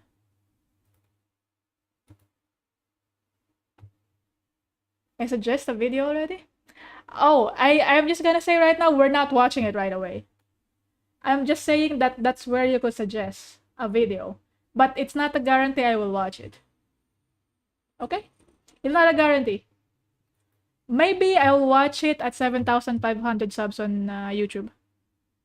I'm gonna bring back Wheel of Videos when I reach 7,500 on YouTube. But it's also gacha. If you're really lucky, the wheel will choose your suggestion. But if you're not lucky, well, that's not my problem. You gotta put more stats on your luck. You gotta put more points in your luck, okay? Okay. Or maybe when I have more time to stream, I could bring back Wheel of Videos. But as it stands, I don't really have a lot of time to stream. I could stream for maybe like 2 hours each time. I could stream more often, but I cannot stream for longer anymore. I could only stream like 1 to 2 hours for now. Anyway, let's go back to the video. But being smart is the only thing they have going for them. First of all, most octopus come into the world as orphans. That's so cute. The mother octopus will spend months guarding and washing her nursery of up to 50,000 eggs. That's a lot of eggs. Since it's too dangerous to leave them alone, and since there's no daycare underwater, she often won't eat the entire time. Which means once the clutch of eggs are finally ready to hatch, the mother is shriveling, starving, and ready to become initials on a Twitter bio. Struggle doesn't end there. In fact, that's when it starts. These babies the size of a grain of rice have to figure out life in an ocean full of animals that'll actually try to put an end to it. It's so bad that out of the 50,000 children, if more than 2 survive to adulthood, it's considered overachieving. That honestly wouldn't be a big deal if nature didn't already nerf them with their lifespan. It's so ridiculously short that a majority of octopus species that live life to the fullest still won't be alive for their first birthday. Being an octopus means you can— Oh, they don't live for more than a year? I didn't know that. They are very short-lived, huh?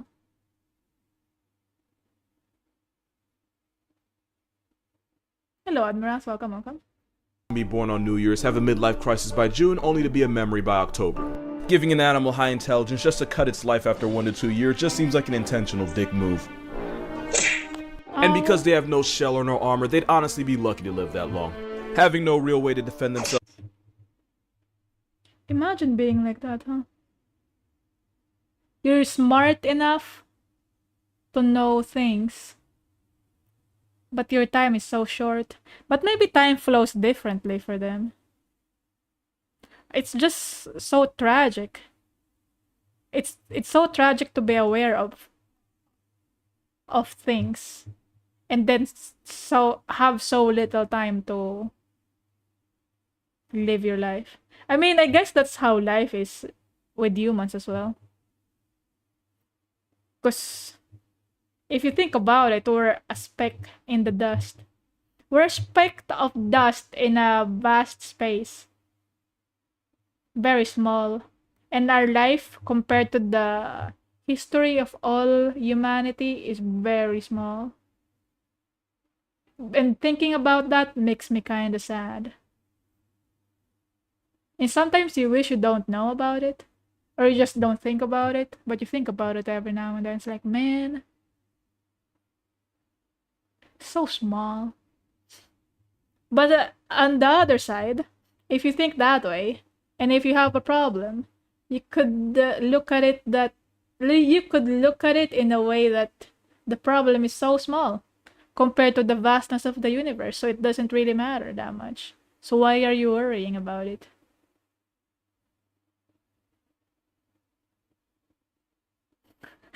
I'm getting existential.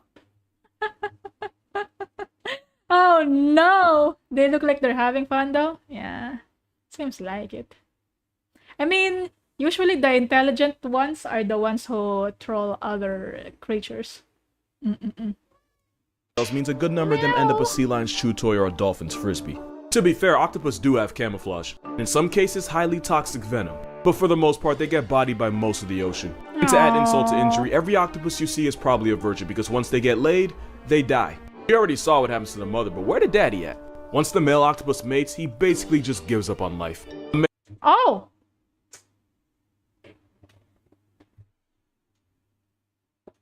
Just gives up. He achieved his goal of getting the Octusi. It's over. That's it. What's the point of living anymore, right? I wonder if it's like part of their biological makeup. Like, when bees sting you, they kind of die as well because they gotta leave their stinger on the thing. Maybe. Male octopus that's catched in his V-card will swim around catatonically until he either gets torn apart by predators or dies of starvation as his body falls apart due to senescence. Senescence, the conditions or process of deterioration. Oh, he just deteriorates. Male octopus just deteriorates after sex, oh. My time has come. Time to avoid my responsibilities. He was gonna go buy milk in the afterlife. He shot his shot and died. Exactly. At least he got to shot his shot. Yeah. I mean, yeah, that's true. What else are you gonna do, huh? Not like it really matters because most female octopus are bigger than the males and sometimes they'll attack and cannibalize him during. But one thing's for sure, if his date doesn't put him out of commission, his post-nut clarity will. Octopus don't live long, but for the months they're alive, their entire existence is a jihad. Now you know why Squidward couldn't give a if a paid him. But at least with the octopus, it just seems to be really bad luck. Like that. They may be a victim of circumstance, but at least you get the idea that nature didn't go out of its way to screw them. Not like with this bird. Kiwi bird is probably the best. Oh my god, no, not the kiwi. I feel so sad. I feel so sad about the kiwi. Because the trivia I know about them is their egg is so big. It's like almost 90% of their body. When they have egg. And it's like, man. I don't want to think about it. But man. Proof that evolution ain't perfect. This tiny bird is actually part of the rat type family. And this cookout includes ostriches, emus, cassowaries. Oh, I thought the rat type. What the hell? And the rhea. But unlike its bigger cousins, this bird that shares its name with a fruit is about 18 inches tall and no more than 7 pounds. It's very small. It's kind of like having cousins 6'3", 6'4", and 6'6", yet you came out looking like Tory Lanez. Like your family's tall enough to fit in an NBA locker room, yet you get it from a chair and stay the same height. No. But of course, nature wasn't done screwing with this bird because like its relatives, they can't fly. Totally flightless, and despite being related to ostriches, a Jurassic reject, and a bird that literally won a war against Australia, kiwi's about as defenseless as the fruit that got named after it. Basically, you're looking at a bird that can't bird. Like a fruit. The kiwi is such light work that they can only survive on islands without any mammalian predators, because they're really a couple stray cats away from being put in the history books. Oh no. And somehow, that's not it. Because nature shrunk everything about this bird. Everything except... Oh my god, yeah, this is the trivia I know about kiwi. I feel so bad for them. Mr. Meowser? No more going out for you. Stop meowing, please. Kiwi screams are horror fuels. Oh no. They taste really good with strawberries? You mean the fruit? Oh. Nature really screwed it. Imagine being a fruit as well as a bird. Yeah. It's so tragic. Oh no. Poor kiwi. The eggs they have to push out of their body. Despite being about 60 times smaller, kiwi... Oh my god, look at that kiwi egg! It's bigger than a chicken egg. It's closer in size to the emu and ostrich eggs than chicken egg. Oh my god, this poor bird. Bro! Why did nature do this to them? This poor bird.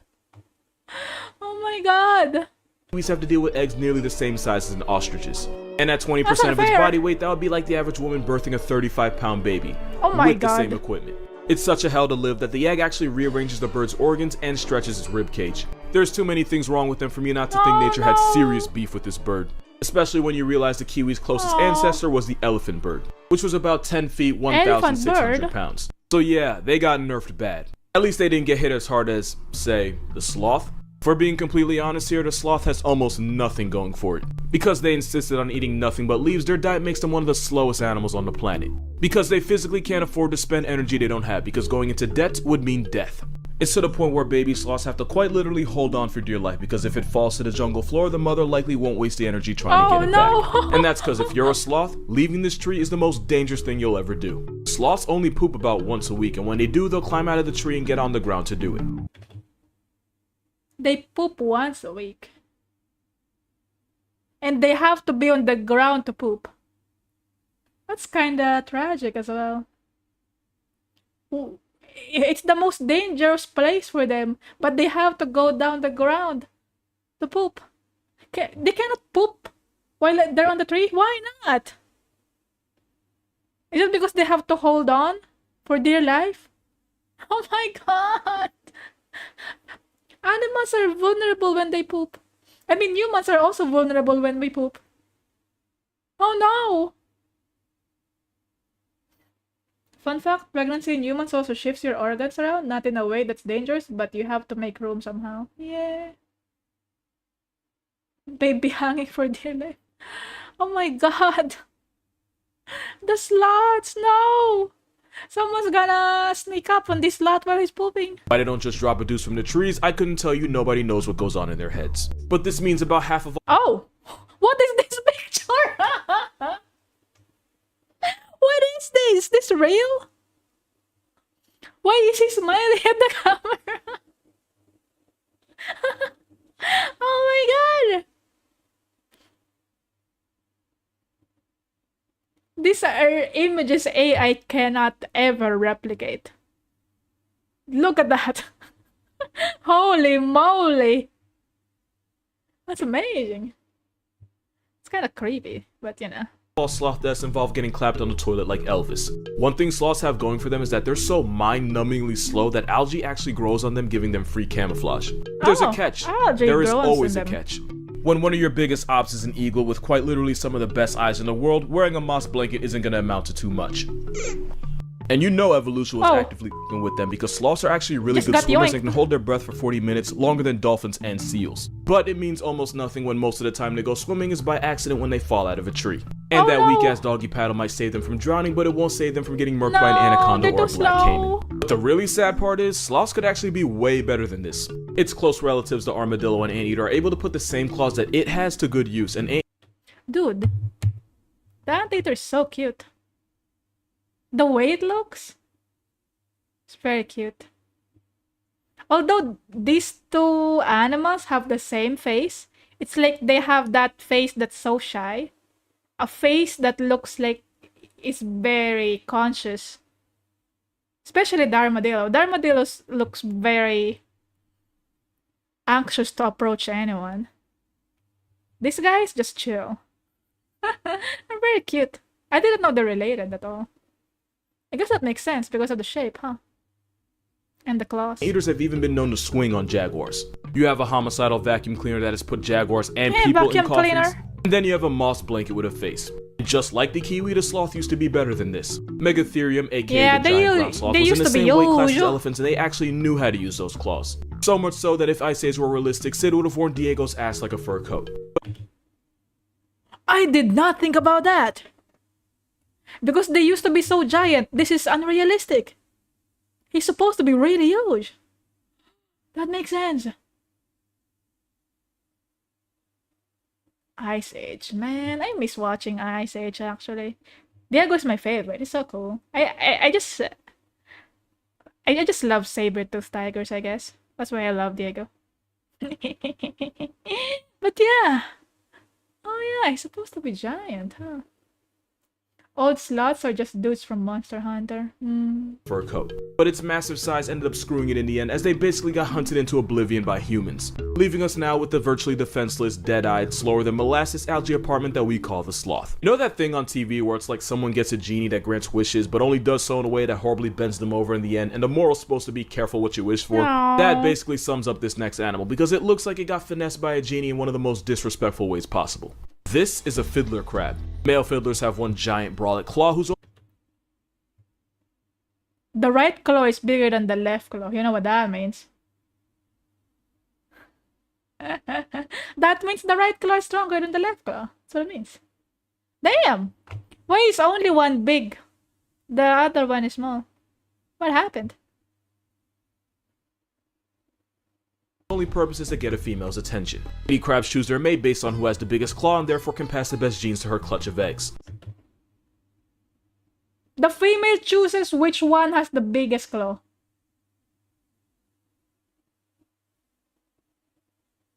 Is that why only one is big? Because they subconsciously, instinctively pass all the size from one of the claws to the other claw. It's an evolutionary thing. Because the female will choose the one with the biggest claw. So you don't need to divide your points into two claws. You only put all your points into one claw. Oh my god. That's kind of sad. That's kind of sad, but also cool. But also sad. He's jerking it. No, it's not. The problem is, that is literally the only thing this claw is good for. Because that claw is too big to pick up food, the male fiddler crab can only feed himself with that smaller claw. That massive claw is actually a disability that means the males either eat half the food or take twice as long as the females. The only problem with that is that these crabs only eat during low tide, and the longer the crab spends eating, the more likely they are to end up as someone else's main dish. In the evolutionary arms race for female validation, the male fiddler crab is more likely to end up getting eaten by gulls, raccoons, reptiles, and sometimes even bigger crabs. It's all for the females. It's all for the sexo. They evolved this way to please the females. Oh my god. But it doesn't really help them at all. I wonder if they could control it. Maybe not. So size does matter at the end for this crab. But it doesn't really help him because he's using the small claw to eat. He just uses the big claw for dancing rituals. I mean, at least he could dance with the big claw. That's nice. Since the females enable this by being attracted to the bigger but less functional claws, the fiddler is now trapped in a vicious cycle. By preferring males with a trait that quite literally gets them put on a shirt, the females indirectly screw the next generation. Gotta be careful what you wish for, especially if you're this next animal. Because the peacock has the same problem on steroids. We can all agree that the peacock is the biggest flexor in the animal kingdom, and rightfully so. And just like with the crab and basically every other aspect of life, bigger is most certainly better. The more colorful and eye-catching, the better the peacock's chances at bagging a peahen. They'll even shimmy their tail feathers in a way that hypnotizes any female watching. Shimmy, shimmy. But like I said, never make a deal with a genie. Because the good news is a peacock showing off will always be the center of attention. Bad news is sometimes that attention comes from a 700-pound assault weapon with stripes. That makes sense. You get all the attention, but also the tiger saw you. Obviously, all the predators will see you. The girls will see you, but the predators will also see you. Ah, what a sad day to be a peacock. Especially if you're in the wild. Oh no! At least he got the attention. That's all he ever wants.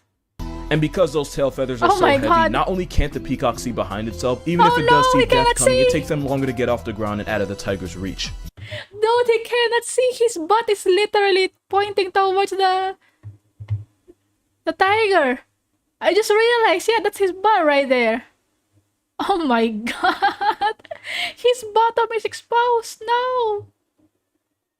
See behind itself, even if it does see death coming, it takes them longer to get off the ground and out of the tiger's reach. Just like with the crab, the peacock's biggest flex is often what gets it buried. In a cruel twist from fate, the peacocks that are safer from tigers are usually the ones that get less attention from females. So by having a preference, the peahens doom their future children to a fate of ultimately ending up as a tiger's toothpick. The peacock and fiddler both got handed massive L's from nature, but at least you can see the thought process behind it. Having huge claws and fancy feathers attracts females, so technically it does serve a purpose. In comparison, the Luna moth got shafted for no reason at all. To make a long story short, adult Luna moths don't have a mouth and therefore can't eat. They don't have a mouth? Oh no! They put all their points to beauty. Oh! That's the end of them. If you're a Luna moth and you reach adulthood, it's over. At least you're pretty, huh? The only thing keeping them alive is the energy they store as caterpillars, but once that runs out, so does their time. Luna moths live for about a week, just long enough to reproduce and doom their children to the same fate of a non-consensual hunger strike. If you ask Google why the Luna moth doesn't have a mouth, it'll tell you because its only purpose is to mate. Which is really nature not giving a fraction of a about them. Yeah, that's cruel. Question is, what could possibly be crueler? Well, if you know what this is, you probably have the answer. This is a sea louse. It's a member of the Calygidae family of copepods, which is basically just a bunch of small crustaceans. You probably noticed that for the peacocks and the crabs, it was the guys getting the worst of it. Apparently nature believes in a weird form of equality because right now it's up for the girls. The horror show starts when a male sea louse kidnaps a much smaller female and then forcefully drags her into what I can only describe as a crustacean sex dungeon, where he can have up to 20 other victims also trapped. Oh my god, this sea louse is crazy. Just kidnapping the female sea louses.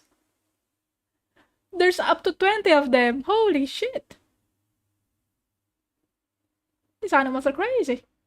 It's at this moment where this movie loses its rating because the male will forcibly impregnate every last female in his burrow, and this often involves penetrating her abdomen. But don't worry. Oh no. It gets worse. As her brood of children that she never asked for begin to grow, they decide to start eating their way out. Oh, Eventually, no. the mother's body splits open as her nursery of psychopaths rush out of her now mutilated husk of a corpse. This might be one of the only times where the babies abort the mother. Oh my god, no. This is not good.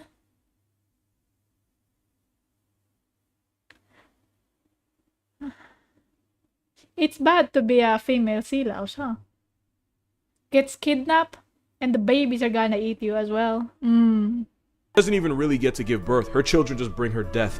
You might be wondering why evolution would even give this nonsense the green light. Well, the newborn sea louse are entering an ocean full of danger, and having a full meal before they make it out on their own apparently increases their chance of survival. And by cannibalizing their own mother, it's basically a home-cooked meal.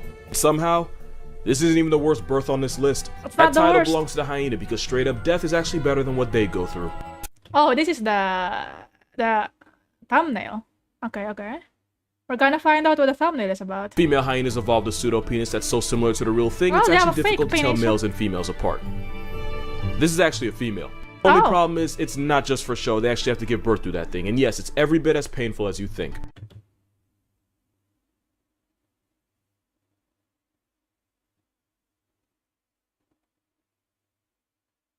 No. I did not want to know that. If guys could get impreg. Well, there you go.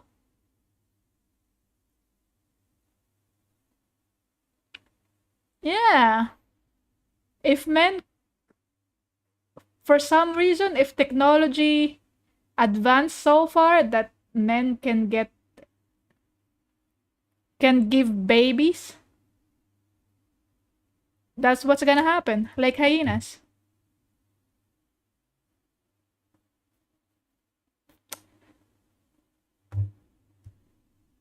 How do they even get pregnant? I don't know. Nature finds ways. Oh no! And just to somehow make it even worse relative to the mother's size, hyenas have to give birth to the largest cubs of any carnivore, and they have to do it through a penis. It's the biggest Good amount baby. of first-time mothers don't even survive this because the process involves rupturing and splitting open the pseudo to make it easier for the cub. But the cubs don't get it easy either. About 60% of hyena cubs will suffocate on the way out and become past tense before technically even joining the present. And you would think, because this directly affects the mother and the cub, that evolution would have patched this. But apparently nature and Lion King have something in common when it comes to doing hyenas dirty. They didn't patch it. But if we're talking about an animal that got done dirty, this picture kind of speaks for itself. Yeah. In fact, this is probably going to be the thumbnail because this is nature at its grimiest. A lot of y'all probably knew this animal is coming just from reading the title, but for those of you that didn't, that was the skull of the babirusa. It's a wild pig found in Indonesian islands like Sulawesi. If you already knew that, it's probably because of those teeth. Those tusks penetrate out of its snout. It is teeth. It did not grow out from outside. It was from inside the whole time.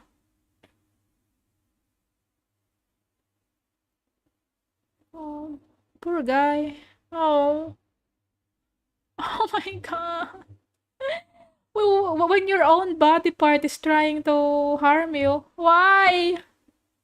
Why is this happening? Only to do a complete 180 and head right back towards its face. If the male babirusa can't wear down this hellish overbite or he doesn't lose them in a fight, then the teeth will end up growing right back into his head, penetrating the skull and ultimately piercing the brain. But the worst part of it all is that by the time it gets clapped by its own dental plan, the babirusa's probably already had children and therefore passed on its bullshit to its kids. It's a lot like Parkinson's. Okay, hear me out. The problem with Parkinson's is that it usually develops late in life, usually around the age of 60. And patients can have it for years without being diagnosed. So by the time they do find out, it's possible they could have already had kids and grandkids that they could have passed it off to. See the problem, right? The only good thing is that it's somewhat rare for a child to inherit Parkinson's from their parents. The babirusa, not so lucky. And as long as females find big tusks attractive, and as long as the tusks— No! It's the females again! The females love the big tusks. Of course they like it big. Always. They like big claws, they like big tusks, and it's not even useful. And now this trait is passed down for generations. More children will suffer. Oh no! Poor pigs. Oh. Only murk them after they've had babies, this pig is going to be screwed eternally and evolution can't even stop it. But when you talk about being sodomized by the fleshy phallus of nature, you're probably talking about cheetahs. If you watch Tier Zoo, if you're watching this, you probably do. You probably heard him say that cheetahs are F-tier garbage that either need to be buffed or just vaulted out of their misery. I don't actually remember why they are F-tier. The only thing I remember is they're really fast, right? They're really fast, but they can't really keep up that speed for a long time. I don't know. And also they have really fast metabolism, so they have to eat a lot. Is that what it is? Oh, well, you know what? I don't know. Let's find out, I guess. I love cheetahs, I really do, but out of every animal on this list, evolution might have bodied the cheetah the hardest, and for one simple reason. Cheetahs are really fast. Yes. That is all they have. Cheetahs are a textbook example of why you should never dump all your evolution points in one skill, because you'll just get bent over in every other aspect of life. Because they're built for speed and absolutely nothing else, cheetahs often get bullied by other predators, especially lions and hyenas. No. And because cheetahs have to expend so much energy just to make a kill, it forces them to rest right after, which makes it really easy for other animals to just step in and run their pockets. Yeah. They have to eat often, and they have to rest right after eating, of course. So the others will just eat what they caught. They work so hard for it. And others will benefit from what they caught. That's all they have, being fast. Gotta go fast. Oh. But for real, if you're a cat and a bird that literally only eats the dead is able to run you off, you got a lot of problems. Worst part is, cheetahs could easily avoid all of this. Leopards are also lightweight, solitary hunters that occasionally get their food stolen, but they're able to carry their kills up in trees where they can't get harassed by scavengers. But in the evolutionary race for speed, cheetahs evolved non-retractable claws to use as cleats to keep traction while running. Which is why cheetahs can't climb trees, so they gotta get violated on the ground. Cheetahs are such pushovers that one hyena can successfully rob several cheetahs right in their face and then dare them to do something about it. Cheetahs compromised everything for speed, so now they get to speedrun through life. About 70% of cheetah cubs born in the wild will be 6 feet under before their first birthday. And just to add on to that, because why the hell not, thanks to genetic bottleneck, a majority of the cheetah population is highly inbred. What you're looking at is a cat that doesn't really know how to cat. Because instead of roaring like lions, tigers, and leopards, the best this spotted doormat can do is chirp like a bird. Matter of fact, if you YouTube it real quick, you'll find they make every sound that isn't a roar. Oh, that's kind of cute. And that's how you know evolution went out of its way to them. Cheetahs. Oh no! They're too cute! Oh no! They chirping. They chirp and they go fast. That's all they have. Oh. Cheetahs have been around for about 3 million years and decided they were just gonna IM speed their way through life. And because of that, unless it's a 100-meter dash or a bird call contest, this overgrown house cat loses every single time. Obviously, there's a lot of good things about the cheetah, but not nearly enough to justify the abuse they go through. Which is probably why a majority of cheetahs in captivity experience severe anxiety so bad that it prevents them from mating and they need an emotional support dog. Which is cute, don't get me wrong, but it's another reason why cheetahs are dangerously close to being the pandas of cats, and that's not something anyone wants to be. And don't get it twisted, I don't enjoy roasting cheetahs, I actually really love them, but if nature has favorites, this Cheetos mascot isn't one of them. And those are 10 animals that got the middle finger from evolution. I'm not gonna lie to you, this video was low-key a pain to make. So if you like the video and you'd like to support this channel, my Patreon's gonna be in the description, but please, don't give money if you can't afford it. Because honestly, I don't need money, I just wanted to cover my crippling Wendy's addiction. Subscribing doesn't cost you anything, so think about it. Aww. Poor animals, man. Fast and cute doesn't get you very far in the wild. Oh, I mean, they've existed for a long time. Cheetahs have always been there, so I guess it kind of worked. It's fine. This is fine.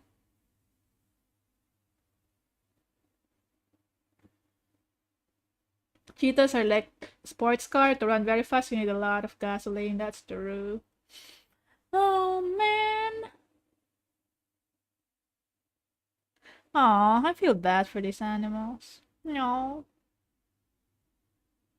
There's the hyena VTuber who talked about this exact thing and want spicy art of her with one, if I recall. Damn. Hyenas, huh? They got it tough. Are you winning, Nyooms? Yes! Of course. There's a lot of trivia that I wish I didn't know, but I guess it's a conversation starter, you know? That's the point of knowing weird trivia. If you don't know what to talk about, just start them with like, did you know that hyenas have PBs? Female hyenas. There you go. If you're out of topic to talk about, easy. Learn that animal girls are throwing? Yeah, kinda. Because all the female animals want big things. They want big claws, big tusks, big tail. And it's to the detriment of the males, and they pass that genes on.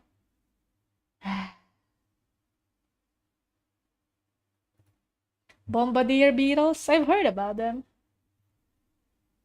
Their butt. They excrete explosive chemicals. And I think it ruins their butt, no? I don't remember. I think I've read about it somewhere. But they have like chemicals in their butt. Yes.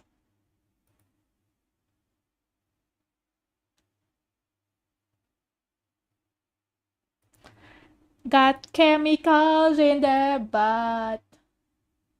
Did you know that female hyenas? I'm gonna leave. Oh no. Yep. Female hyenas.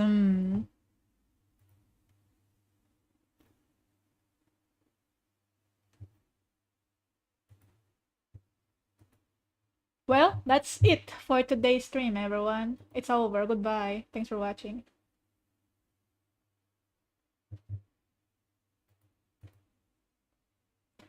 Goodbye. Goodbye, goodbye. Next stream? I don't know. I don't know when's the next stream. It's probably gonna be Wednesday or something. Maybe tomorrow. Who knows? Maybe I'm gonna stream every single day. But only for like 1 to 2 hours. It depends. It depends if I finish work early or not. Or if I'm just in the mood, you know. Who knows? We'll see. That's why you gotta subscribe and follow. Follow, subscribe, you know how it is. So you know when the next stream will be. Thank you for watching. Bye-bye. Hope everyone did their taxes. Oh my god, taxes. It's not over yet. Oh no.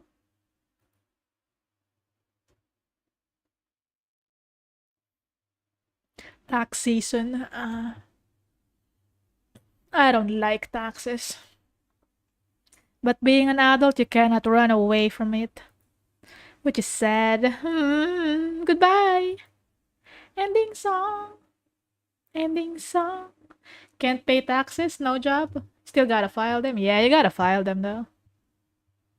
Bye-bye. Bye-bye, bye-bye.